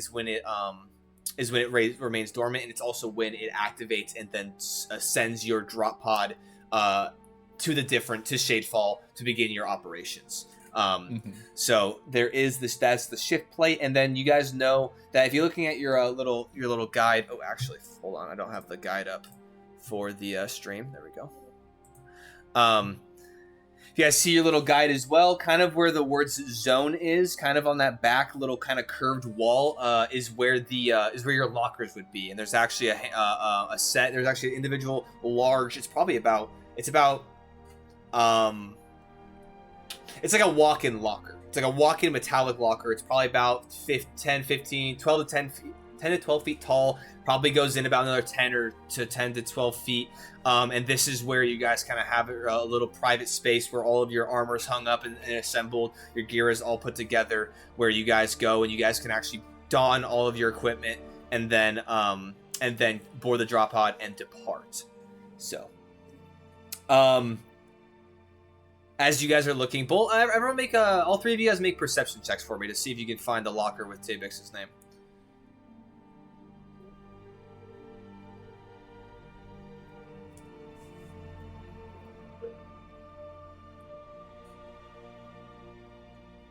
Roll 10. Perception? Perception? Yes. 10. Hello? What's 19. up? 15. 19, 15? Okay, I would say, Tiberius, you're still chilling in your office. So the, as you guys are looking, the two of you can't see necessarily, anything indicating you guys are in your little cubby, like your little section of where your strike team's lockers are. However, Dolan, you do see on the ground like a little piece of paper that's kind of about like 2 or 3 feet away from the base of where this locker is, where one of the empty lockers is. And you go and you look and you pick up the piece of paper, and there is just kind of scratched in Tabix Gwol's name, and a little piece of tape on it that was you could tell was affixed to the nameplate of it, but it had fallen off in probably some sort of instance, which they usually do have like actual nameplates etched in like metal and stuff and affixed, and it does designate it. However, this at least indicates to you that they are tracking him in the system, and that, I mean, you can reseat the piece of tape if you'd like, but they are going to this confirms that a nameplate is being made, and that he does have a locker. Yeah, is the number, like, locker location number identifier on it? So it would be Strike Team Stray would be on it, and then it would be locker number. Let's see, he'd be 1, 2. He would be locker number 1, 2, 3, 4. He'd be 3. Locker 3. Yeah, I'll just be like, I think I found. No. Well, someone bust this off, and I'll go head over to that locker, and I'll try and like put it back on. If it doesn't, I'll just let it fall to the floor. Yeah, you can go and you can restick it. How long it'll stay, is up to the powers that be. But you do stick it back up there. Tabix, you do see him. Yeah, I'll like gesture to have him come with. I'll follow. Okay, you walk over to the locker. Yeah. Yeah. Is there combo on it? Were you given a combo at all, Tabix? Was I given a combo? So these lockers are ones that have built-in combinations, and as you go to kind of like draw up the latch and kind of like see if you can open it up and like walk in, it does open freely. Like the combo is zeroed out and it does open freely, and you would know the process to actually reset the combination to his 5-digit pin. Okay, yeah. Yeah, we'll set your pin once we finish up here. Okay. Yeah, and then that'd just be something you need to kind of, and you can just do it quickly. You just have to run back and tell the armory. Yeah. Wait, we gotta tell the armory. Yeah, because the armorers need the pin so they can load your gear up. Oh, okay, yeah. Yeah. So we tell them to set it. No. So you can set it. They can also set it, but you can set it, and then if you do so, you can just tell the armory, so that way when they wheel your shit over, they're not like, they don't have to like, mess with it or reset it themselves, because they know how to like work it all. But you could do it now, or you could wait if you wanted to as well. Has the stuff been delivered yet? No, nothing. Okay. You guys requested it today. It usually takes about a handful of hours for them to assemble your things. If things are still in the works of being fixed or anything, which it's been a handful. It's been like nearly a week or so, a little bit under a week since you guys' last mission. So, and your equipment didn't take any serious beating, so it'd probably be within the next handful of hours your stuff will be over here. Except for maybe Tabix, who just got his stuff ordered, and they'll have to definitely get it. They'll have to get everything, input it into the file, document it, input in, so all that stuff. All right, Tabix, you think of a 5-digit code, and then we'll set your combo, get you set up. Do I tell you? Or I imagine it doesn't really matter. What's the process? Do I like just? Yeah, I How think do you I just. set my code up? Yeah, we'll just press this button. I press Wait that a second. button. Oh, And then it reset. You just punch in your code, and then it'll set it. I go and press the button that Dolan has pointed out. Mm-hmm. Press it, and then I will input a 5-digit code. Okay, sounds good.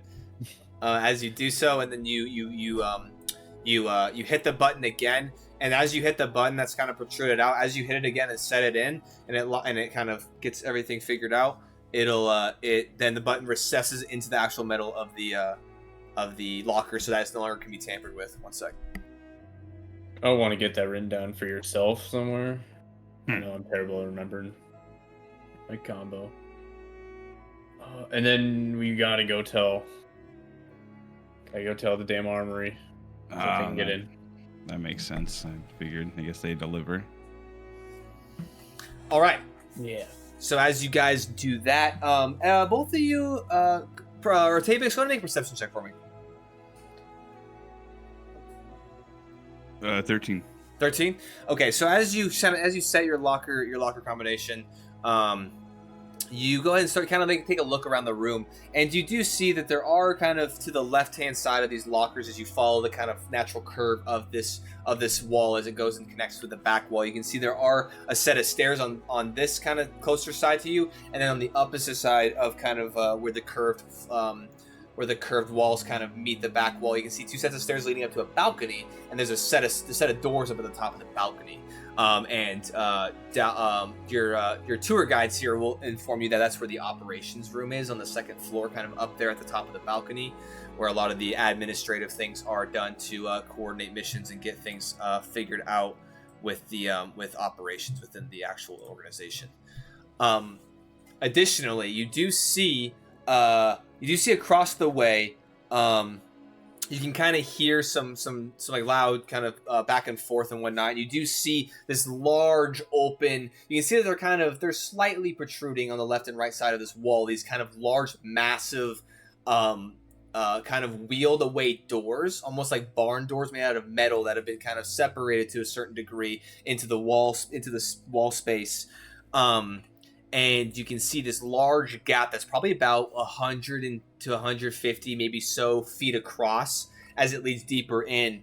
And you can see this large, equally tall roof of the main floor space, and you can see there's large pieces of equipment and on the kind of attached to the roof and dangling down. You can see this large kind of two hand or like claw, like that looks like this, right? Like 2 kind of surface claw.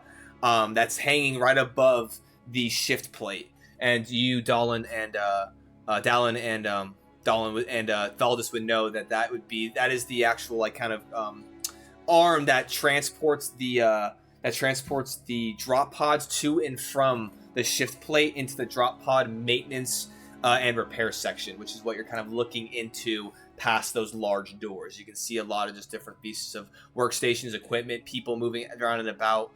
With a 13, I would say you can't discern too far in, but you can kind of see the operations that go on in here. And so he explained to me what the operations room is, right? Is that correct? Did that come from? Yeah, we explained like the functions around. Yes. Well, once we got this locker set up, and we go tell the armory my code, which I assume we should do before they try to deliver. Is it up there that we'd go to attend our meeting? Well, the meeting's at 3, so I guess we got all our tasks done, and then we just kind of find something to occupy our time with. Yeah, brief. Is there like brief day to day?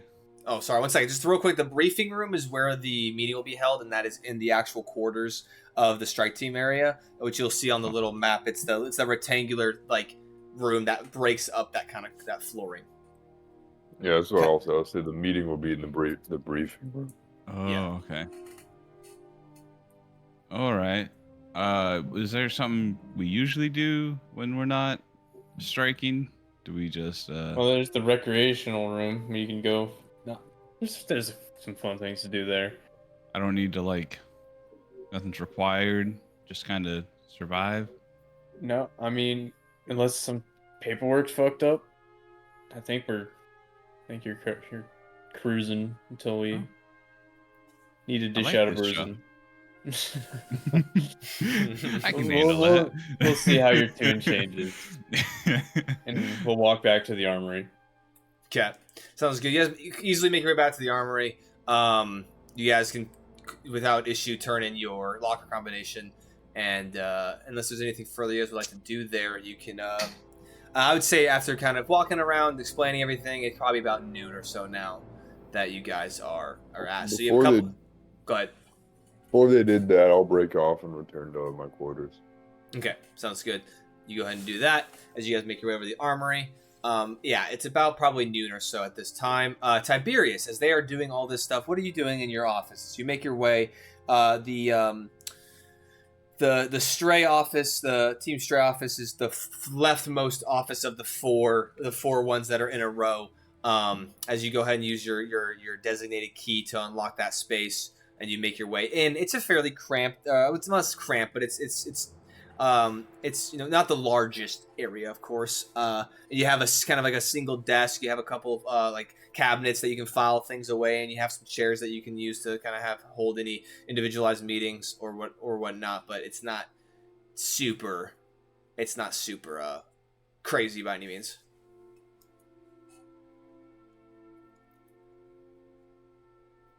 Nice. I probably should have confirmed that you was here. He's eating contraband rations from the Oi, Tiberius. There's onions. Look, where am I right now? I just explained it. Okay. Yeah. You're in your Sit down. You're in Sit your down office. in the briefing room. No, you're Yeah, in the I'm office. Oh my god, What time is it? dude! It's about noon now. Fuck. noon 30. It's taking too long. You guys can fast forward too. Like I'm just kind of like I go down to the briefing room. All right, it's literally like almost directly across from your office. Okay, do I see my squad mates? No, you went to your office and you were chilling for a little bit, organizing some paperwork. I would say as you exit the office, you would see Brother Valdis making his way kind of through like the kind of common area by one of the connecting hallways, kind of making Brother his way Valdis. towards.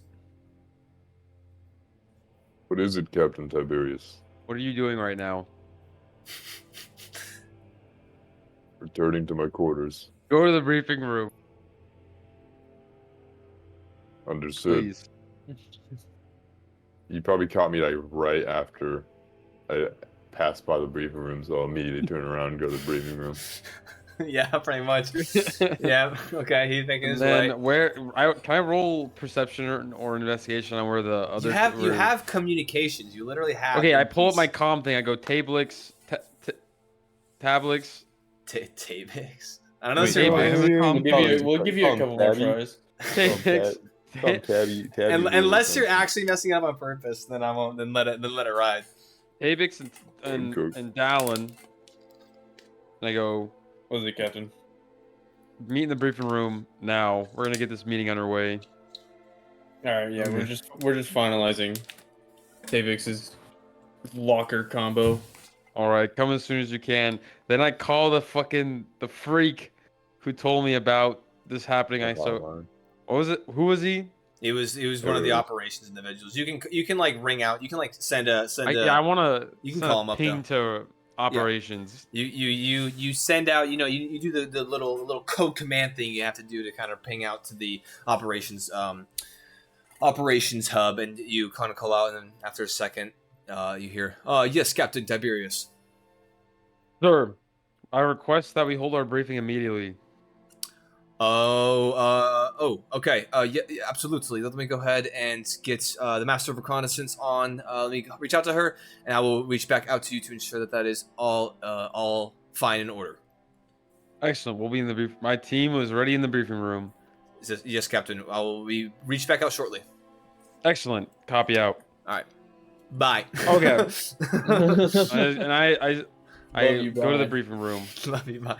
Sounds good. As you may in the briefing room, I'd say probably not even like 10. It's a big ass like bunker. So I mean, it doesn't take a super long time, but like to across the main hall, it takes a second to go all the way there, all the way back. Probably about 5 or so minutes, probably 10 or so minutes. As you guys are now at this point, Tabix, you are led by Dallin to the actual briefing area within the strike team's quarters. As you all enter in, kind of similar to how I explained earlier when I thought Valdis almost went to the briefing room, you guys do see this kind of just mundane kind of room. There are some maps kind of strewn out across some of the walls and whatnot, and some kind of old paperwork that just seems kind of just like from old missions, like mission briefings and stuff, kind of filed away.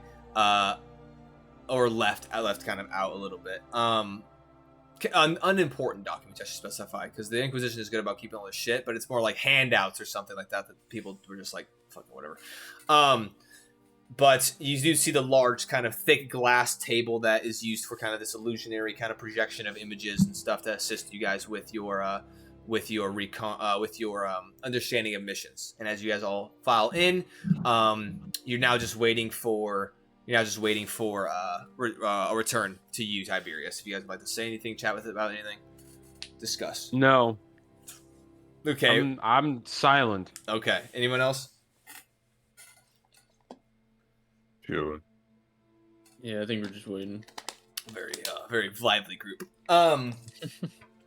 So as a couple moments go by, you get the ping once again there, Tiberius, and over the intercom says, Captain Tiberius, yes, the Master of Reconnaissance will be on her way down shortly. Just give her about another 10-15 minutes, and then the meeting can be can be held now, if that works for you and your team. Yep. Alrighty. Just hold briefly, please, sir. And then it cuts. Anything? Y'all good? Y'all good? All right. So, as the next handful of minutes go by, painstakingly slow, as some of you look at the clock. T-Bix, I would assume you're probably like looking at the clock like, shit. As the hand slowly ticks slowly by. Eventually, you do hear kind of the footfalls of a couple individuals kind of coming from the exterior of the room. I would assume the room's probably popped open. You guys probably didn't leave it closed necessarily. And so walking in, you do see a well-dressed, taller woman, human woman. As she walks in, you can see that she has a very like almost a much more, I wouldn't say elegance the right word, but much more business-like attire to her compared to a lot of the other Inquisition kind of clothing attire that you saw. You can see that she does have over her left kind of shoulder, kind of through one of the like pieces of fabric that kind of connects one of her shoulder portions. There is a kind of like a purplish cord that goes around it. As she walks in, you see behind her, you can see, she's very, very well kept hair, like in a very orderly bun up on top of her head. You can see she has some sharp features to her. You see two assistants kind of coming behind, kind of carrying some pieces of paper and whatnot, and equipment coming in. You see a human male and then a female kind of half elf. You can tell by kind of her hair kind of pulled back behind her ears kind of more pointed than the human. And you see the human kind of has some short curly hair. So you can see he's kind of growing in a thick mustache. And then the woman, you can see on her, actually one of her ears, you see like a row of piercings and whatnot, kind of in one of her ears.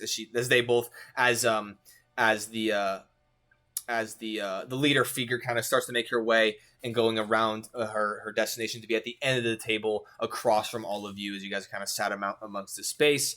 And as the two assistants kind of drop some of the things, not on the table, but kind of on like a side table that's not used for this actual projection. As she walks in, she says, "Oh, gentlemen, it's always good to see my strike teams, in good health and in good order. For I don't believe we met." And she kind of like pauses next to you, Tavix, and she reaches out her hand. She says, "I am Cicely Nask. I am the Master of Reconnaissance, and you might be." Tabix, pleasure to meet you. Ah, yes, it's a pleasure to meet you as well. I'm assuming you are the engineer of the group. As she kind of looks around the others. Correct. Oh, nice. Oh, and then I don't think I've given you your last couple mission briefings. It seems that you have switched teams there, Dalin. As she makes her way over. Yeah, they've moved me over here. Well, how are you finding yourself amongst this? As she gestures over to Tiberius and Valdis. Brother Valdis is a bit light of word, but Tiberius, he's doing fine. Tabix is fine. She kind of chuckles. Oh, lively bunch I can see. I can tell by the riveting conversations you were having on my way in. So, but I guess if without further ado, let's go ahead and get this party started, as they say.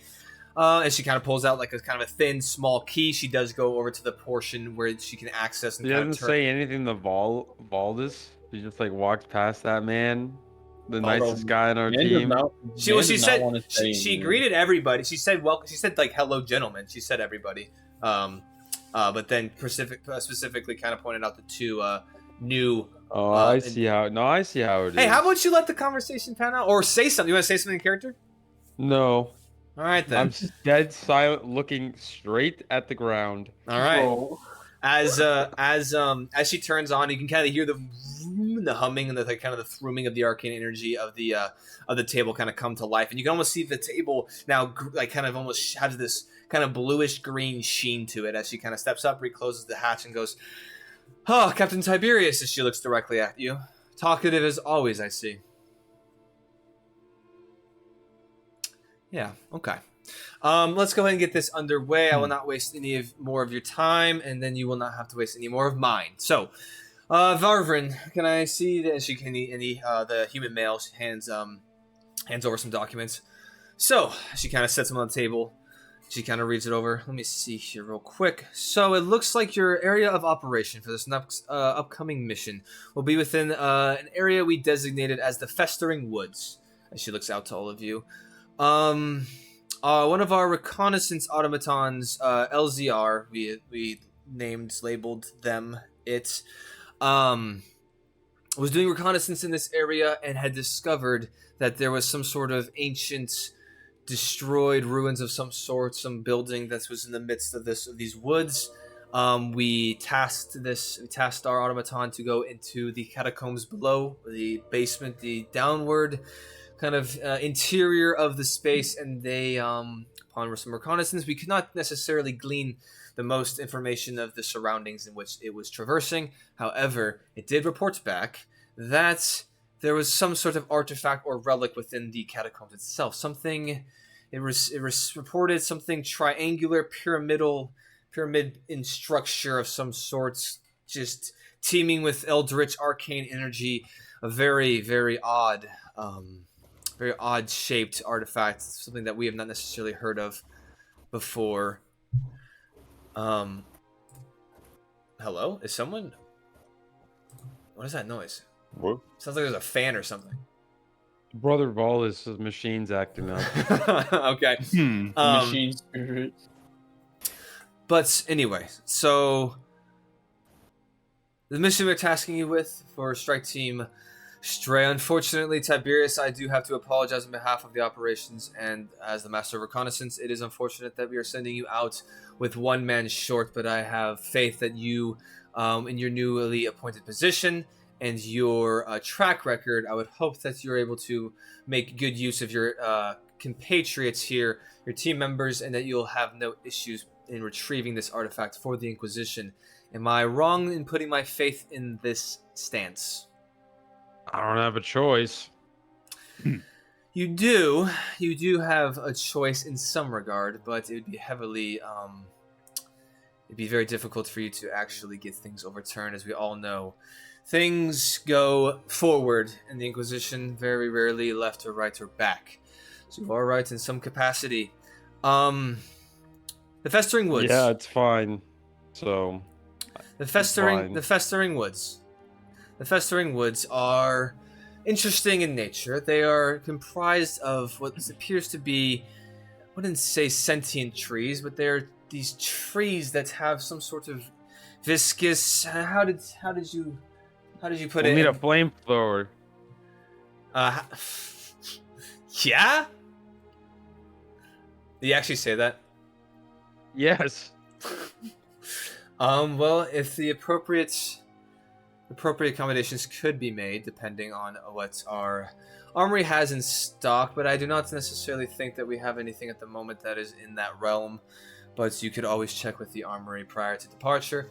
But an ooze of some sort of viscous, detestful material leaks from these trees, and it seems to pollute the floor and the ground around the space of the actual woods itself, and it appears that it has collected and has warped some of a waterway of some sort that allegedly, and at this point you can see now on the table itself, you can see that there is this like imagery and illusion of this like kind of large forest of whatnot, and you can see these trees are like these just dead and gnarled and twisted, and then you can see as the visuals kind of come to light as she speaks, you can see that there's just like this green kind of deep green kind of heavy set kind of ooze kind of makes its way from some of the trees, and you can see that the ground itself is stained and it almost has this like green glow to it in portions. And then as she speaks about this, she says it pollutes some of the waterways, you can see that this river of almost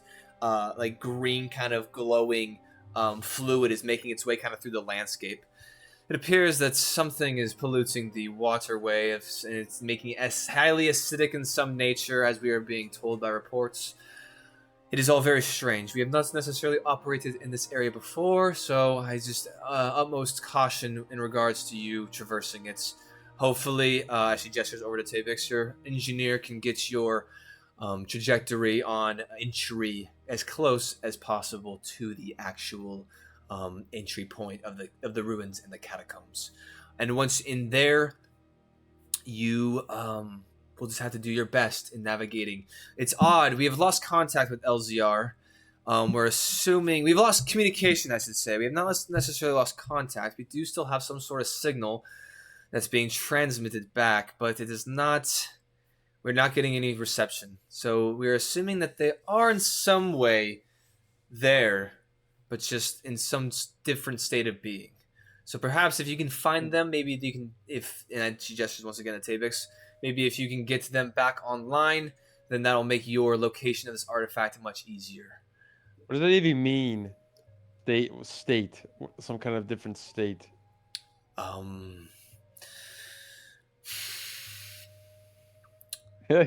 So she seems to test with your attitude, but she continues. It is in a non-functioning, non-normal functioning state of being, as in it is not communicating with us. It is not navigating anymore. We cannot communicate, but it is still in some fashion in working order. So I wasn't trying to be snippy either. It was like a genuine question. I am aware, Tiberius, but you have a way of coming off as a douche. Right. Do we know much of the local fauna?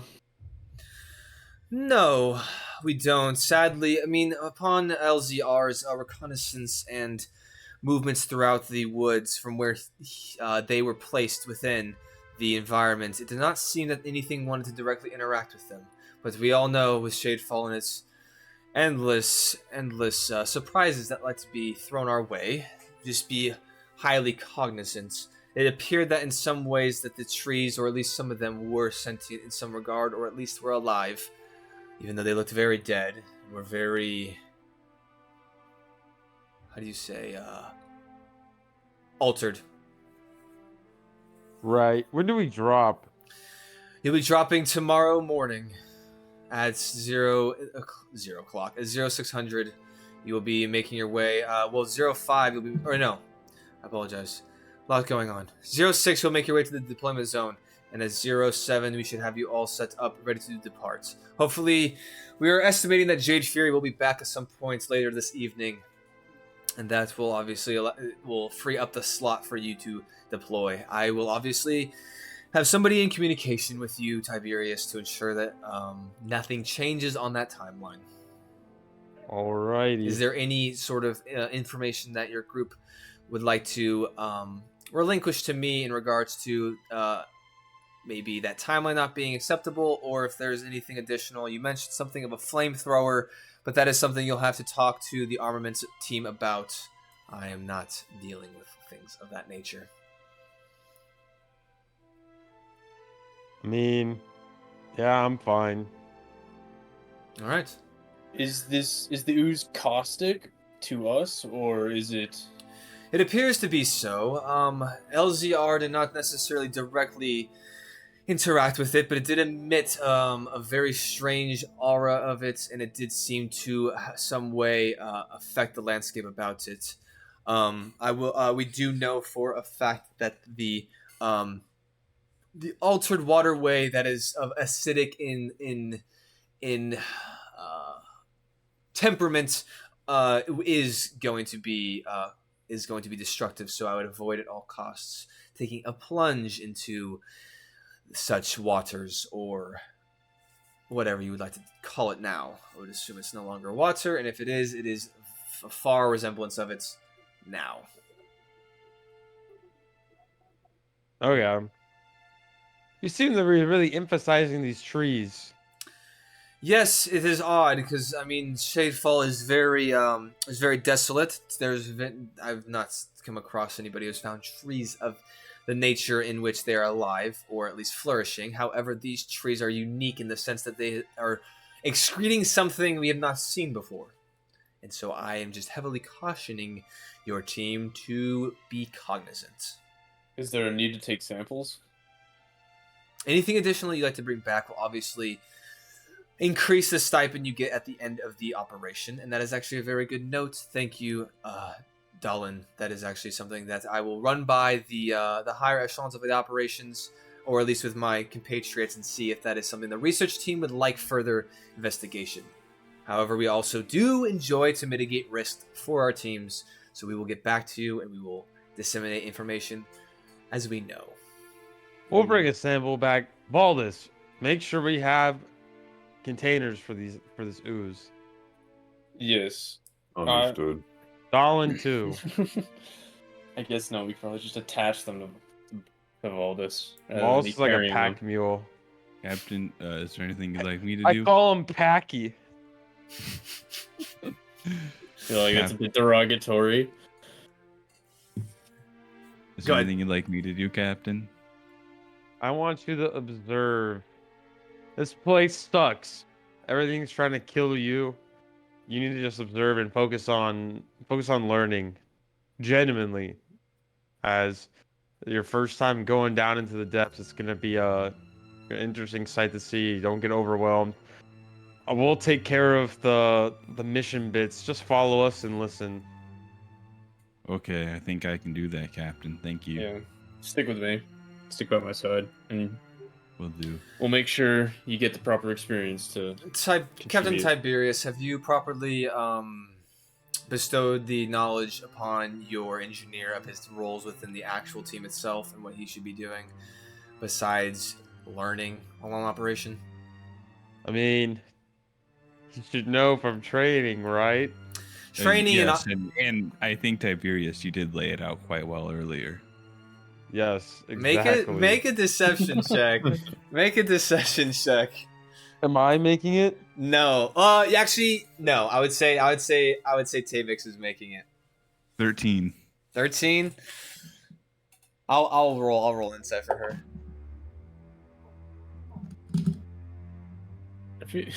You can tell. So she. You say this, and you look at Tiberius, and Tiberius is like, yeah, for sure. And you look back to her. She just she narrows her eyes in like a deathly glare, and then she looks over to Tiberius and says, "Brush up one more time before operation, please. We do not want to ensure that everyone makes it back, that everyone understands their designated roles. We do not want the ill fate of what happened to Strike Team Stray to happen again. Well, I guess it was not known as Stray, but at the time, but you get the gist. Right. Anyway, this is a very, and she now looks back to you, Tabix, and says, "These are very serious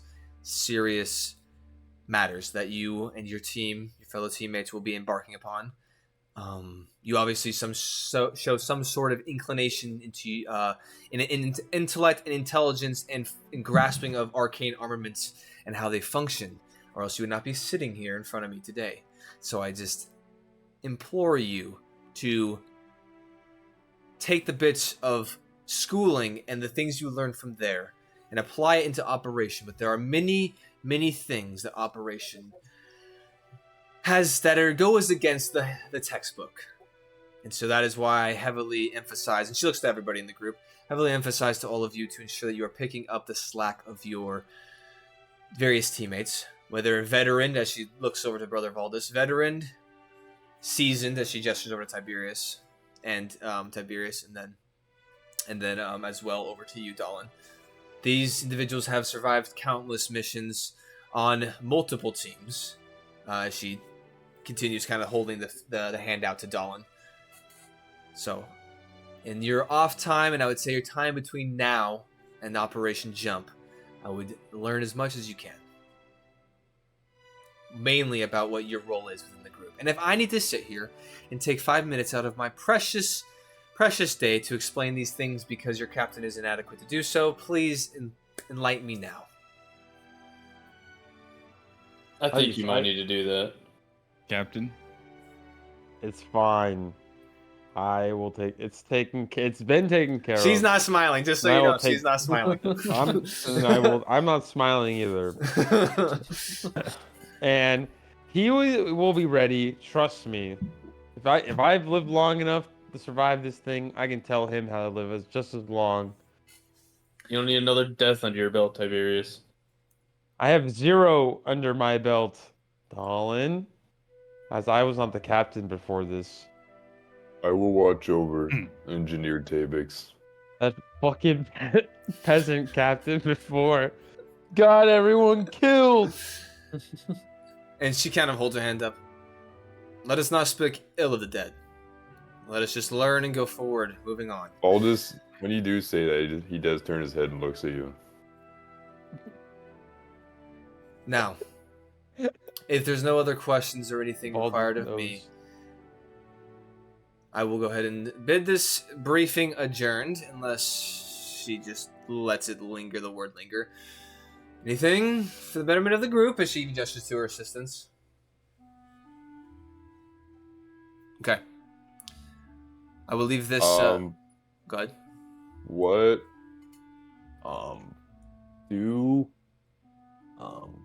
does the Graveblade Inquisition have, like, combat automatons? They not necessarily. It's usually more reconnaissance and kind of an intelligence gathering. They don't implore automatons for actual in replacement of a strike team member. That is not something that they're equipped to do. All right. Well, I wish you all the best of luck, and I guess if anything adjusts to the timeline, we will let you know.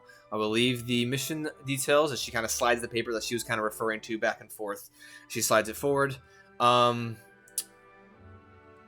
will consider this meeting or this briefing adjourned as she goes ahead and makes her way to the powering system. Actually, before she kneels down to kind of access the terminal, is there anything last minute you would like to gather from this display? What's the success rate that operations has given this one? Tiberius, if we could reasonably attain a success rate of any of the missions we send our strike teams on, then we would be doing so at the briefings. And the fact that we have not done so and never done so, that you would know that, means that we still do not have an attainable understanding of that. It is all a matter of how you interact in your environment and operate in your environment and deal with the things thrown at you. She kneels down, accesses the panel, powers down the glass plating, puts the key kind of back in her pocket. Best of luck as she makes her way back out. I give a big sigh. Tiberius, you good? I look at Brother Valdis. Get a load of that one, huh, man?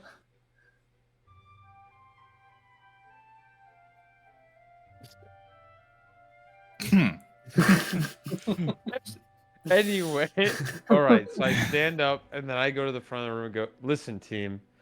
On a serious note, who knows how these things go?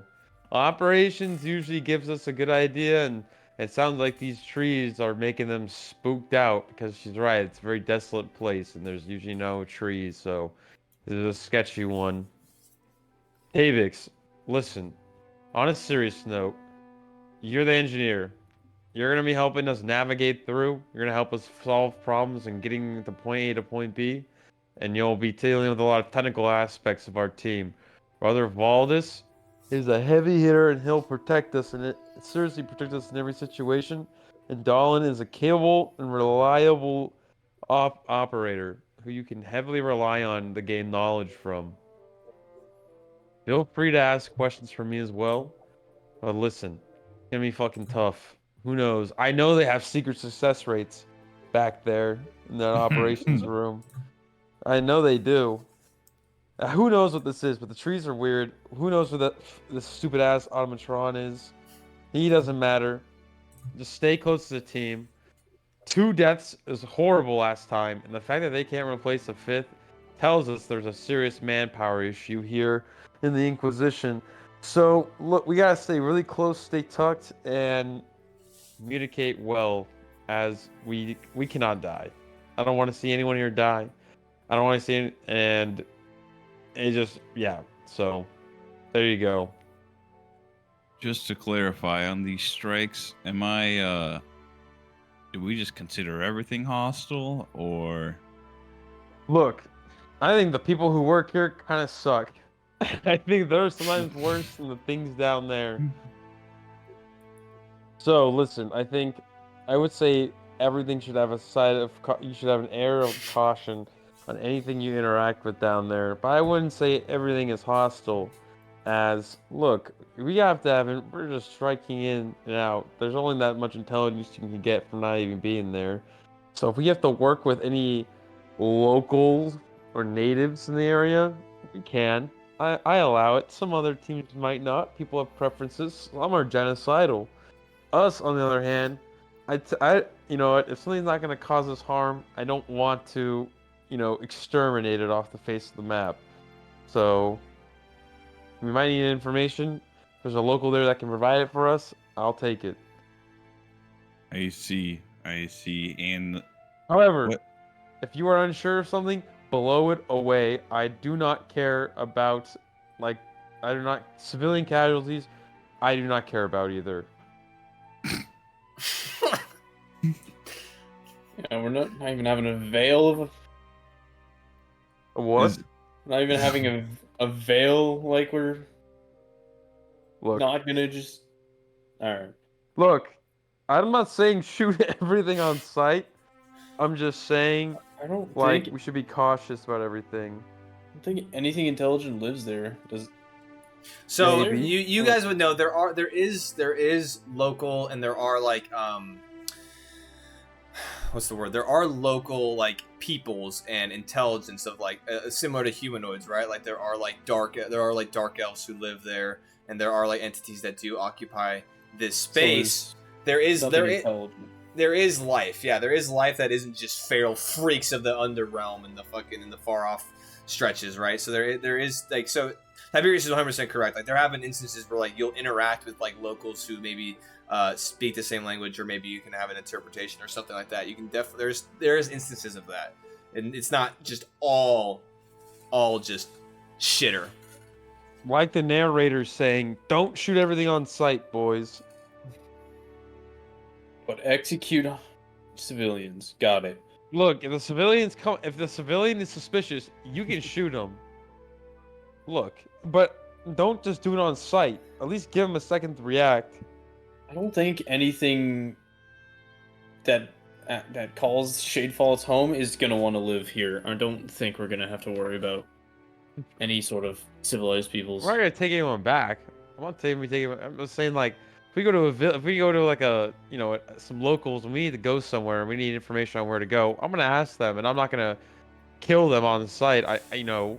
I will say this though, generally at mission briefings, they usually will tell you, depending on, because they do reconnaissance before all the missions, and she did not specify anything local within the woods, and so chances, unless your drop into the woods gets real fucking shot off course, then it doesn't seem like you guys will be interacting allegedly to anything besides these weird trees that she kept emphasizing. Speaking of the trees, we need a flamethrower or fire elemental things that burn trees. I feel like scourging the whole area is counter to what we're trying to do, and that's Gotta be cautious.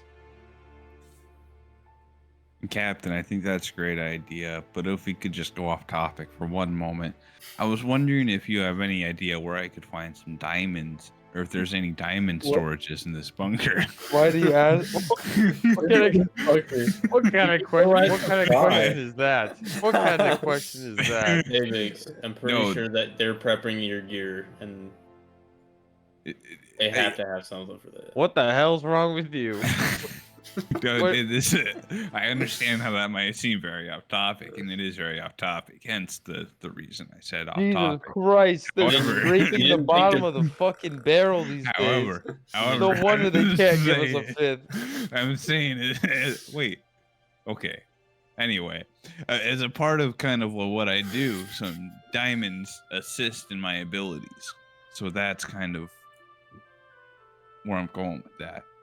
I have no clue. It's However, pretty if you much go the to, food that nourishes my if you capabilities. go to the Arcanum, if you go to the Arcanum Armory, you tell them that Captain Tiberius is at requesting that you give, get some diamonds. Tell them that. If they give you a problem, come talk to me. Okay. And Yeah. these and diamonds, as you know, can be kind of expensive. Do you have a limit on how much maybe gold I ask from them in worth of diamonds, or diamonds in worth of gold? They're asking. Were they asking you for money? No, but I don't want to take the full diamond store. I Well, love the full diamond. I just don't want to be you're greedy. s- My first You're day. using the first diamonds. strike. You're using the diamonds for abilities that might come in handy on the mission. So this is mission sensitive material. Get as many as you need. Okay, that's exactly what I was. Thank you. I And if they give you a hard appreciate it. time, come find me in my office, Your office. Okay. and we'll set them straight. That fucking orc. Yeah. So, Okay. Well, thank you, Captain. I appreciate it, Captain. and take Brother Valdis with you. He'll make sure everything also gets straightened out when you go when you go there. Thank you. He's a big man. He scares a lot of people in this facility. I can see why, Captain. Kind of a fucking freak. The Dollar, OZR Use that it was with me, lost. Captain. Dolan, are you good? I feel like you were being quite abrasive for no reason. Yeah, well, it's, I don't mean it. This is hard. My old captain got everyone killed. I included. And I'm stepping in this role. I'm a little nervous. So bear with me. All right, well, I'll go work with Tabix on getting his checks down that he needs for the mission. Make sure he has his gear, because that should go be with getting him and delivered Brother soon. Yeah, go to the arcade. Yeah, make sure he gets diamonds as well. I feel like we could have asked for that earlier, Tabix. Yeah. but- First day jitters. I kind of forgot that those are essential. Yes. My apologies. It's fine. Well, hopefully they know what your capabilities are, and they'll put that in the gear already. But we'll see. Fingers crossed. All right. I might have told them yesterday. I can't remember. Any further questions from anyone on the team about this mission? At least what you can think of right now. We have all day to contemplate and think through, so just feel free to come speak with me in my office. The OZR that was lost should be made contact with. Yeah, I don't know. Yeah, you know what? Yeah, yes, we'll find the LZR. Yes, I agree. I think that's one of the key points of the mission, because it saw the artifact and then went rogue or whatever. Yeah, I would be careful. If we see that thing and it's a little too rogue, we might have to put it down. Oh, if it's not autonomous, it shouldn't be too bad. We'll see. As you know, it's a freaky place down there. They make changes you if you sit down there for too long.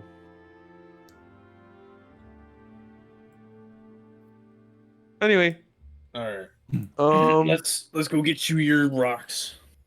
yeah, All right. go.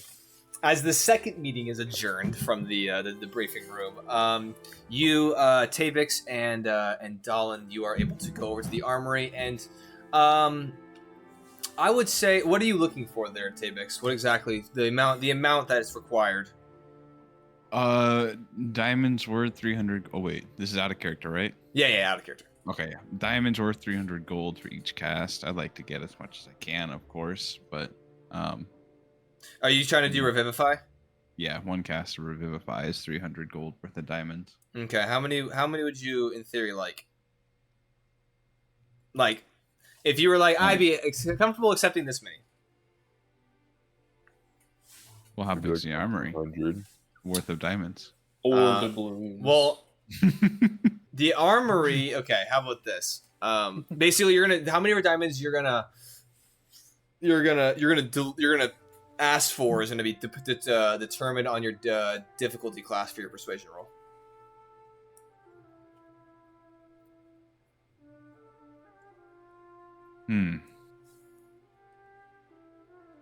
Let me see. If you're just like, I need 74 diamonds, they're gonna be like, the fuck. But if you're like, if it's just depending on what you say. Say right away. I think around 900 gold worth of diamonds. So 3 diamonds. Three big old lots of carat diamonds. All right, so you need 3 of them, all right? Well, go ahead and make a persuasion check. Can I help him with You that? can give him advantage for sure, as you guys are both kind of. Oh, can I cast guidance on myself? Sure, yeah, that's fine. Going into the room, you're kind of like, whoop. Damn, I got a 1 on my guidance. That's I okay. think you say 1 on your roll. I'll be like, that sucks. No, that would have been even worse. 16 plus. What am I rolling? Persuasion? Roll persuasion, correct? Yeah. 22. 22. Nice. Oh, well, honestly, what you're saying makes sense, and I suppose we could go ahead and figure out a couple. We can scrounge together for you. So, how about you? Where is it? He goes and pulls out a form, and it's basically a requisitions form for your diamonds, and it's basically for them to be able to track the things and where the equipment and materials go. And so he's like, yeah, if you just go ahead and fill out one of these and go ahead and put your request amount, and we'll go ahead and get it processed, and we will have it ready, hopefully, before you jump. Wonderful. Thank you very much. And I fill out the form. Hand it back. Sounds good. Well, as he takes it, anything else? Has their gear been delivered? The rest of it? I'm not entirely sure. We're kind of busy today. I know that the strike team Bane just got back, so I can take a one second. He closes the thing. You hear him, hey, strike team strikes me, and you can kind of hear him yelling. It was after like a minute or two. He pulls it up halfway, kind of. I want to say that it is being currently processed, and it should be over there within the next hour or two, if that works. All right. Have a good day. As he closes it then. Well, shit. It's only about, I mean, that briefing, probably chatting stuff, probably took like 45 minutes, and this is now like an hour. It's like 1 o'clock, so you guys still have some time. Unless there's anything that you guys specifically want to do, you can of course expedite some of these things. And if you guys just want to fast forward, that is totally fine. I really have nothing to do. If you guys want to do stuff, feel free. But I'm gonna just sit in my office, do my paperwork. Yeah. I'm available if you want to speak with me. Yeah. Hey, Biggs, Fast you have forward. hobbies. Do you want to go check out the recreation center, see what they got here? Yeah. Let's do that. All right. So as you go ahead and make your guys' way to the recreation center, it is currently empty of any individuals. As you guys make your way in, you can see that the area is filled full of like comfortable furniture, some bookshelves, some various pieces of various like tables and whatnot. You can like kind of put your things down, take a chill. Let me go and pull up my thing here. It is the rec room. The recreation room. Where is it? Oh yeah. Okay. So so scattered across the space, you can see the various comfortable kind of lounge furniture pieces at your disposal, and then across the room you have like dartboards hanging up. You have a couple billiards tables within the space. You have a couple tables with playing cards, dice games kind of set up, and then in one corner of the recreation room you can see that there's like a wall kind of instruments that you guys like, musical instruments that you can utilize and play if you'd like.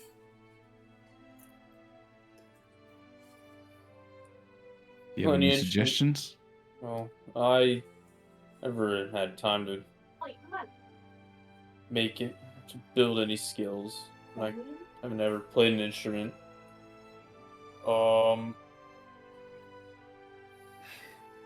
You know, read? I don't know. Do you have any combat experience, Tabix? A little bit. At the schoolhouse, they're like, I mean, it depends on if you want to like tell them yes or no. You guys had scenarios that were pretty intensive and high stress. But when it came to like life or death, real life combat experience, I would say no. But it's depending on what your perspective of that would be. I've simulated combat experience. I'll take that as a no. Yeah, it's Okay. Yeah. I'll make Fair. sure nothing happens to us. Nothing happens to you. I appreciate that. A little nervous going into it, but I'm trusting I'm in good hands. That's really all I No. can do. I'll focus on letting you be able to do your job. I'll do my job well, I hope. All right. Brother Voldus, what are you doing? You following them around? I was still standing in the briefing room. Okay. All right. Fucking- Sounds good. Is there anything in the rec room that you guys would like to specifically play or do, or are you guys just trying to pass the time? Yeah, I think. Oh, Just pass the time. yeah, pretty much. Yeah. Okay, perfect. What's up, I Tom? was gonna just return to my quarters. Oh, sorry. Yes, yeah, that is absolutely something you'd like to do. As you're making your way, is there anything you'd like to specifically, like when you make way back to your quarters, like anything you want to do? Think about, ponder, anything?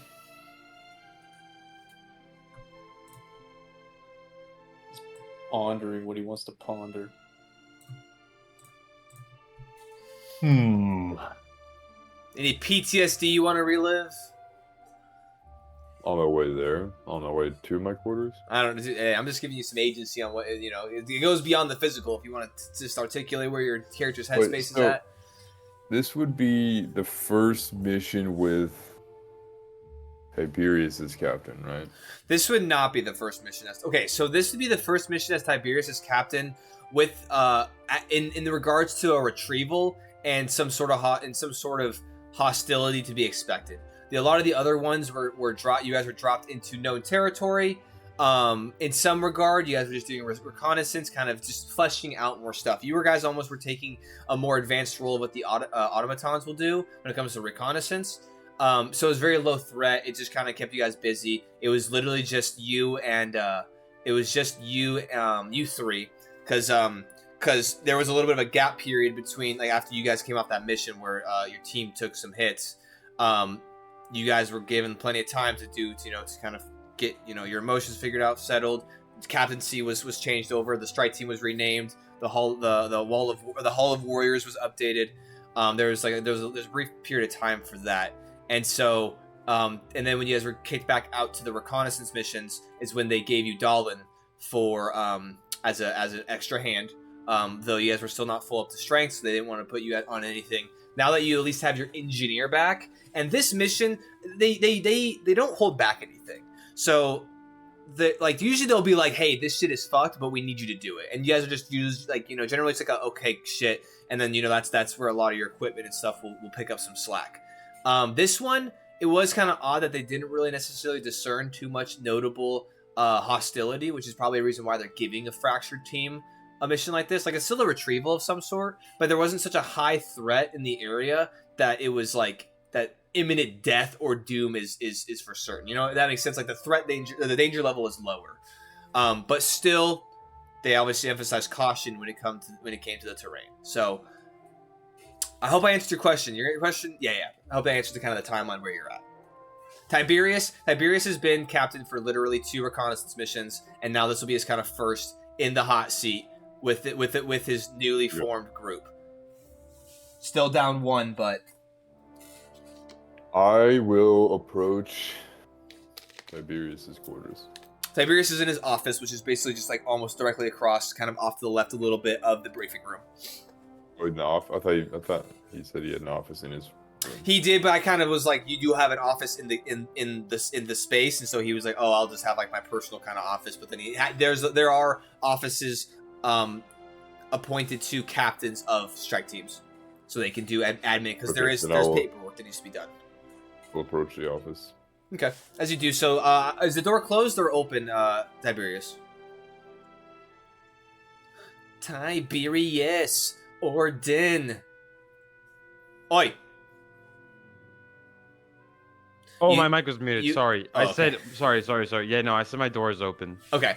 Yeah, his door is open. We'll slowly approach the office and walk in. I look up and set my pen down. I go, Brother Valdis, welcome. How may I assist you to these dark and troubled times? Captain Tiberius, you are uncertain about the mission. What do you mean, Brother Valdis?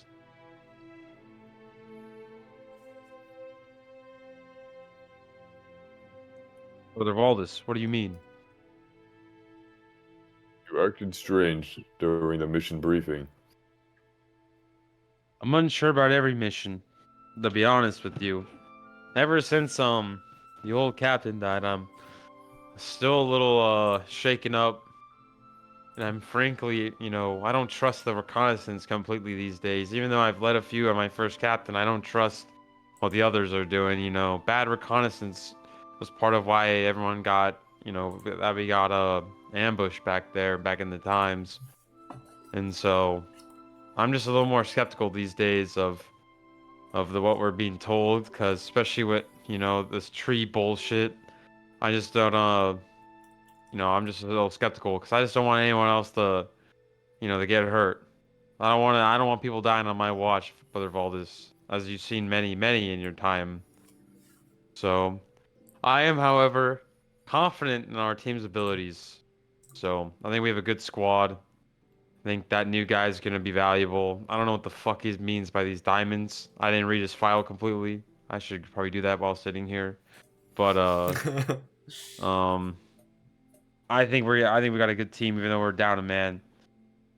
How do you feel? You feel confident?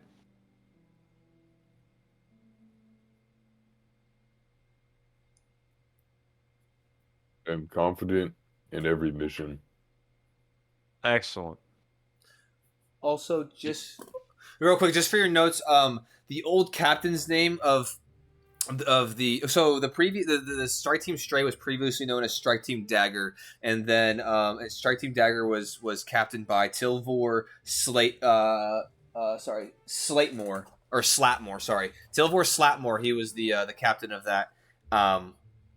Just for reference for your notes, and then obviously for the lore of some of the lore for the Inquisition is that when a captain dies, within a strike team or resigns, that team is then resigned and is put into the Wall of Heroes, or the Hall of Warriors. Just for a little bit of context for you guys, but continue. Sorry. Right. Yeah. So, all right. You have anything else for me, brother? Do you have anything to request of me? Can you get a flamethrower?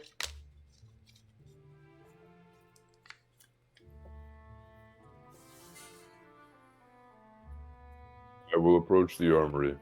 Thank you. I need you. You're the man with the big guns. I need you to be prepared for anything out there. These trees, man. You know what I'm saying? Understood, Captain. Either a flamethrower, some kind of incendiary grenade, something to burn them. And also, oh, fuck. Never mind.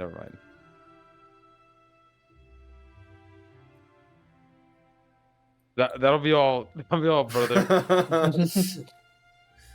Nod and then leave. As you make your way over to the armory, if that's where you want to go.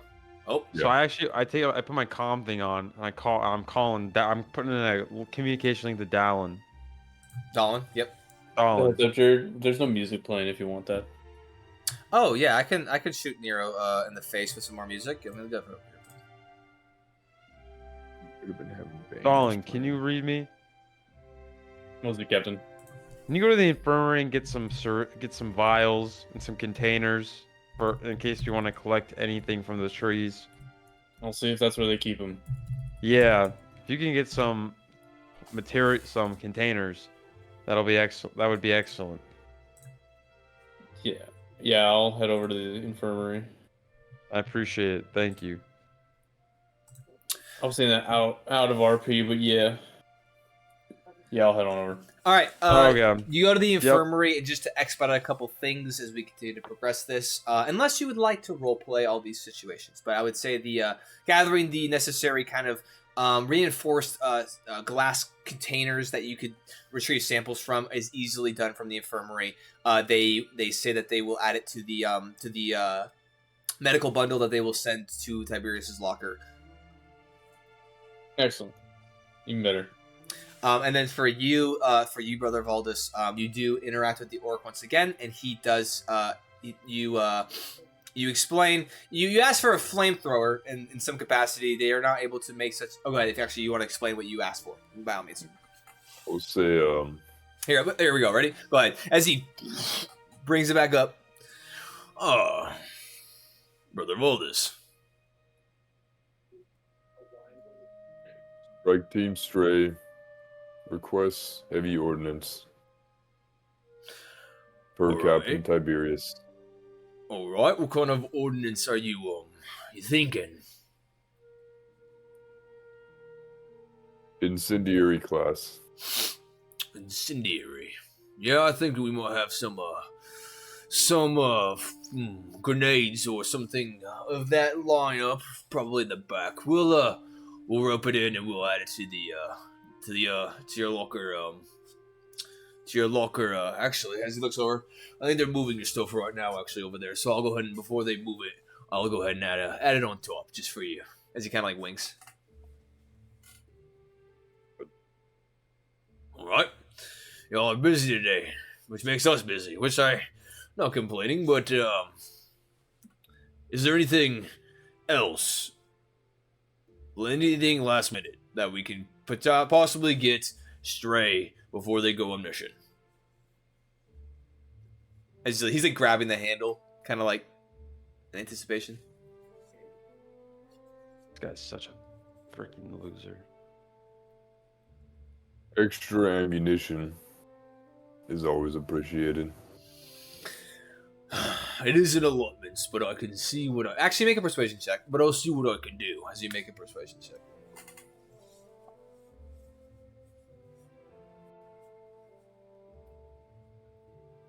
Persuasion. It's not like a -5. If I rage right now, it'd be more. Yeah. Persuasion would be 5. 5? Well, I'll see what I guess. can Hold on. Do I have something? Hold on. Let me see what the new barbarian thing is. Yeah, you can add your athletics, I think, to intimidation. I don't think it's persuasion, right? Oh yeah, no. Yeah. That's while rage is active though. Oh, and I think I'm thinking of a fighter. Fighter has. Oh something that yeah, the allows second wind you could do now. Yeah. you- Yeah. So it's I 5. roll 5. All right. So he. Ammunition is hard to scrounge in addition to the allotment for your team, but I will. I'll take a glance and see. Maybe you're not like, but the interaction you're not convinced that he'll actually be able to swing anything. Is he? All right. And just closes the door or closes the window back down. We'll leave. All right, so I will say at this point, as you kind of head back, or you're leaving the armory, I would say at this point, probably another 30 or so 45 minutes goes by, and all if you wanted to check Dalin and Tabix, if you guys wanted to make your way over there, you could check the lockers, and you will find that they are all full of all your guys' equipment and gear. And I know you had mentioned, Nathan, that you wanted to kind of explain everything. I'm thinking that what we'll do is when you guys are gearing up for your deployment is when you guys can go through and kind of explain all the armor and all the gear and everything. So Okay. we can kind of do that. So, but it is there if you wanted to do anything with it at the very least, or look it over. I was mostly just wanting Tavix to, at the very least, check out his gear, put it on before we actually go out on mission. Yeah, for sure. I'll Yeah, me and put on some Tavix will pull up to the locker. Okay. As you go ahead and you pull up to the locker, you do find yourself there, Tabix, this very nice, very nicely made, better than anything you got while adorned in the schoolhouse. You find yourself this nice heavy set of armor, and you can see that like as it kind of hangs on or like rests on a stand of some sort that props it up, and you can see that on the back kind of portion of it, you can see this large kind of metallic claw of some sort that kind of rests dormant, kind of fleshed up against the back of the back piece of the actual armor plating, like the main kind of chest region. And then you can see adorned all across it, like on the waist belt, on the various kind of large shoulder pauldrons and stuff. You can see various equipment pieces that you would need that you would know. You can identify with a lot of them. The repairing kit that you would need for repairing arcane armaments and whatnot of the Inquisition while out in the field. And then as you go ahead and look around a little bit more, you do see that there is a flail in some regard, kind of hanging down off one of the hooks. You can see that the kind of the bald end of it has like slits in it, and kind of breaks up some of the kind of circular cylindrical head of it. But you can also see a bunch of spikes protruding and have been kind of jetting out of it. And then you do see kind of up on a tall kind of shelf, you do see these three kind of spherical objects that you can see kind of pulse like a dull yellowish kind of energy, and you would assume that those in some capacity would be like the grenades, the radiant hand grenades that you requested. All right, I'll take out the armor set and try it on. Yeah. As you go ahead, my body. Dallin, you definitely want to help him with this. It is heavy armor. It takes quite a bit to don on your own. So if you want to assist and make this process a little bit less prolonged, you can assist him with it. Yeah, I'll help him make sure everything fits. There are some instructional pieces, kind of on one of the shelves, kind of as well, kind of giving you an understanding as to what it is. The armor does require attunement, so as you kind of have, after like about 10 minutes, you have it all fitted. It is fitted incredibly snug, incredibly well. There's no uncomfortable portion, at least not in this moment, not standing here per se. But and then as you're kind of reading over some of the arcane imbuements of it, you kind of get an understanding as to how to use the mounted arm, assistant arm, how to a rundown of the tools you have accessible, and then they also have instructions on how the helmet can actually kind of tap into your natural strength and dexterity of your being and siphon it and redirect it to intellect and your intelligence, which can be enhanced. All of this is accessible through attunement of the actual armor, which would be roughly 30 or so minutes. So I'll begin the attunement process here if that's possible. Well, you have to take it back off when you go to sleep. Yeah, because you wouldn't be sleeping in your armor. Oh, yeah, if I take it off, it's unattuned. Yes, it is unattuned. Yeah, we attuned with the gear before drop off. I see. Okay. Well, then I'll attune with the rest of you. Yeah, that's why we have to get up so damn early on drop day.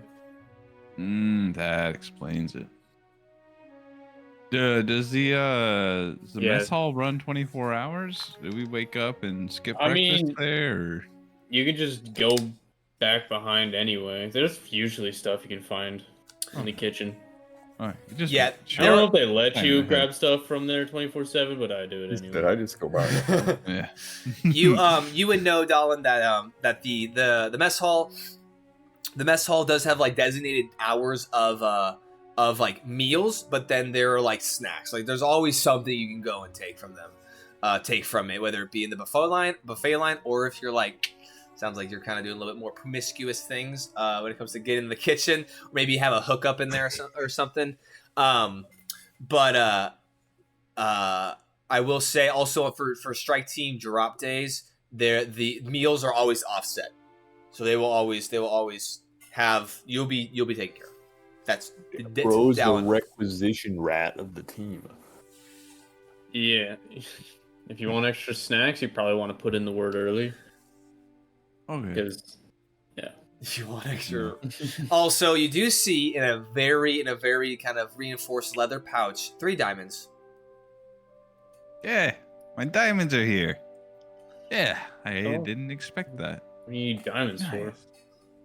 Oh, it's kind of a part of what I do. A big part of me is I channel power from my god to do various abilities. One of which diamonds are a helpful component for. Which god is that? That's a great question. So It's actually you serve He starts running. you serve the archangel Alaya, who is in service to Adonai, which is God over the heavens and creation. So so like there's archangels that so there's like Adonai's creation and everything within it. And the archangels basically they'll have dominion over certain aspects of life and of everything. And so Alaya is the archangel of life and nature, and so that is where you have kind of focused your energy and have kind of sworn in a way you swore your allegiance to the archangel, which inherently is through Adonai, which they heavily emphasize that like they are just vessels for. So I serve Alaya, maybe commonly known as the Carrying Maiden. Definitely use some care when we're down there. I'll be there for that. Good to know. Yeah. That's But true. yeah. What's all this gear? What's all this gear you gotta do? Yeah, that's also a great question. So, All right, well we can. Hey, I'll leave you to it. You can figure out what the hell you're doing. Yeah, I need to I'd like study to my know- books, but I'll fill you in the morning after I do some Yeah. studying here. Yeah, there we go. He's Yeah. doing his homework at Sunday at 8 p.m. Classic. classic. What a classic gamer.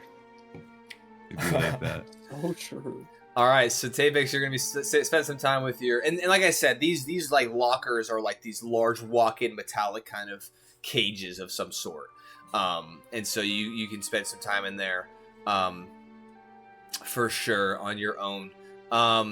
Anything else you guys would like to do before heading to bed? It's probably about 3 or 4 or so now in the evening. Yeah, I'm assuming throughout the day you guys have gone to the mess hall, eaten, and stuff. Unless there's anything you guys would like to specifically do. Before bedding down. I just go to bed. Sounds good. What time do you is there a specific time you lock up for the office? Or I lock up at 9. Well, I lock up at 6 and go to my room. Okay. Sounds good. You are in your room. Anything that Tiberius is thinking about or feeling before this mission, as now at this point as you're making your way back to your quarters, it's about 12 hours before drop. Some anxiety, but for the most part, positivity. Okay. Sounds good.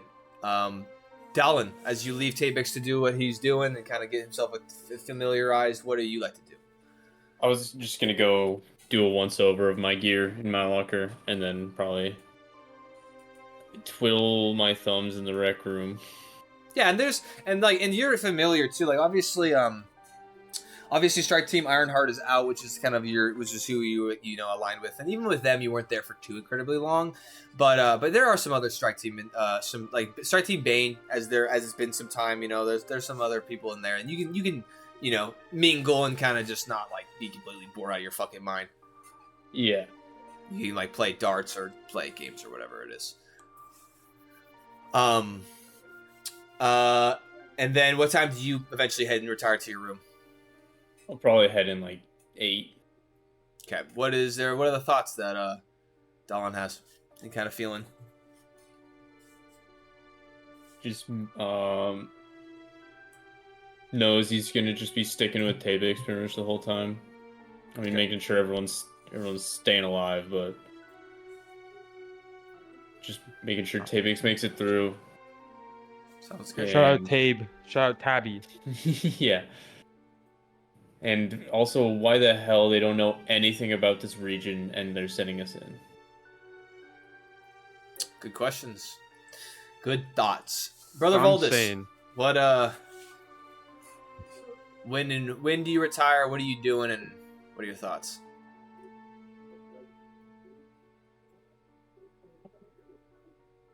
Time is it?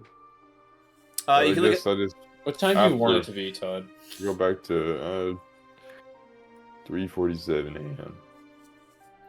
oh wait, you were already in your room. I apologize. I forgot that. you Yeah, were so I'm already in my quarters. Yeah, I apologize. I forgot about that. Yes. And then Tabix, how long are you staying out there with your gear? And then, actually, I would say go ahead and make me an Arcana check, as you can become familiarized and kind of get yourself accustomed. And this will help with later down the line as to how well your gear will function with you, just in your understanding. Said an Arcana check. Arcana check, yes, sir. 15. 15. That's pretty good. As you're reading things through, thankfully you can bridge a lot of the stuff that's being said and a lot of the because the arcane armaments that are used within the Graveblade Inquisition are far superior and so much farther advanced from most anywhere else in the material plane and just kind of across this space. And so but the schooling that you've done and taken and have opened your eyes to this kind of realm and world of arcane understanding and capabilities, using your schooling and being on the brighter side of your class and having and grasping concepts. And the engineering school is very rigorous, and so there's only a handful that make it through. I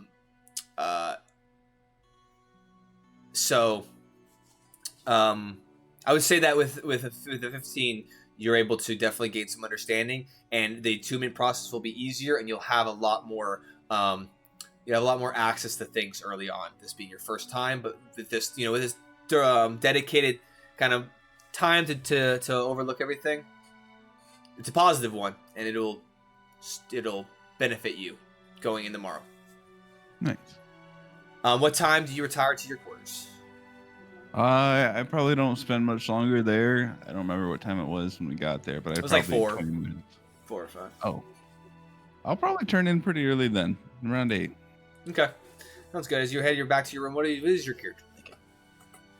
Well, as I get back to my room, I am nervous, of course, for my first strike and implementing my teachings in action.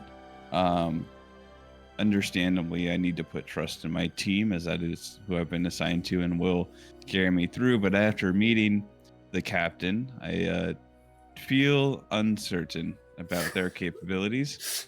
And then the remainder of the party, I feel has my best interest in mind and is fully capable. However, given these uncertainties, I think I'm going to cast Commune. Okay. You contact your deity or divine proxy and ask up to 3 questions that can be answered with a yes or no. You must ask your questions before the spell ends.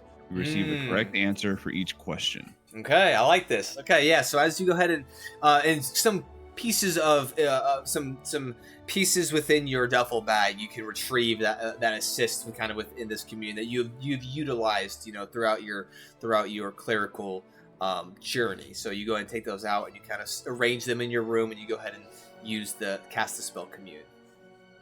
What are your questions? Question 1: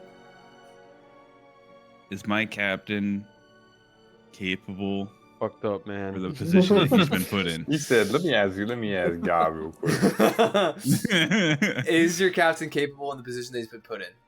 You get a warm feeling, and it kind of translates to a distinct yes. Right. Yeah. He said that's Damn right. Fuck you, Corey. Is there a decent chance? Oh, can this be forward looking? I don't know if we can. I'm gonna pull up Commune as well, just so that I can answer. Yeah. Commune is 5th level. Holy shit! Nice. Okay. It is. Yeah. It doesn't say anything. I thought I saw somewhere it has like a. Stressing. Maybe it's a classy, but one second. Let me just make sure. I swear I saw. Okay, so yeah, so it can be might receive an unclear answer. It can also, in a case where one word answer could be misleading or contrary to the deity's interest, that the DM might offer. Okay, yeah. So, all right, continue. That was my biggest question, which Yeah. makes Is tomorrow's breakfast going to be goated? Is tomorrow's breakfast going to be good? Yes. Will they have adequate food for me? Another distinct yes. The full warm fuzzy feeling maintains as you ask this question. Oh. I'm feeling it. Tabik is feeling very well now. Final question. Do I feel like I have a good possibility of life? Is there a good chance I will live through my mission? Do I live happily ever after? As you have these nice feelings within your chest, and the warm fuzzy feeling, you know, is predominant.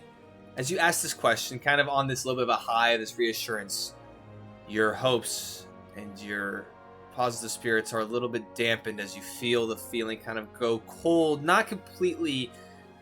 The warmth does not completely fleet, but it gets cold and kind of uncertain. Like there is not a yes nor a no. And there is no reassurance on whether, like, there's no confirmation on whether you'll live or you'll die. It's just unclear. Given That's 3, right? That's 3. That's all 3. Okay, go ahead. Given Tabik's concerns over the captain, and then uncertainty of his first mission, I believe after talking with the deity, or consulting the higher powers, Yeah. I can trust my deity to trust the captain. So I feel much better and get an easier sleep. However, I'm still nervous for my first mission. All right. And with that, as you kind of almost like last night, restless for a new environment, a new experience. But I'd say today has kind of, been reassuring. Some of your team members have warmed up to you, have shown you around, have kind of given you an understanding of the operations here. So I think that tonight, even though, especially with your commune, you do rest easier and it's a little bit more continuous. As you all collectively, eventually, one by one, fall asleep in some capacity, Brother Valdis. But it is not very long before your eyes, each of you, begin to wake. As you look up at the clock, and you can see that it is just before 6 o'clock in the morning. And it is indeed strike day. Deployment to Shadefall is nigh. And that is where we'll end our first episode of the Graveblade Inquisition. Oh, nice. All right. Nice. Hell yeah, bro. Hey, welcome in. Welcome in, Eric. Hey, good shit, Right man. on time, too. Oh, nice. Right on time. Oh, it is right on time. Nice. Perfect. Nice. To the minute. To the minute. Hey, can't plan that, brother. Can't plan that. But we'll go ahead and hop out of here, everybody. Thanks you so much, whoever be watching and supporting and hanging out with us. We always appreciate it. And we will obviously, I think our plan for the most part is to keep our schedule Sundays. So if you want to catch the next episode, next Sunday should be the plan. But always just refer to the Twitch schedule. And that'll be your best bet. But until next time, have a wonderful evening. And we will catch you later.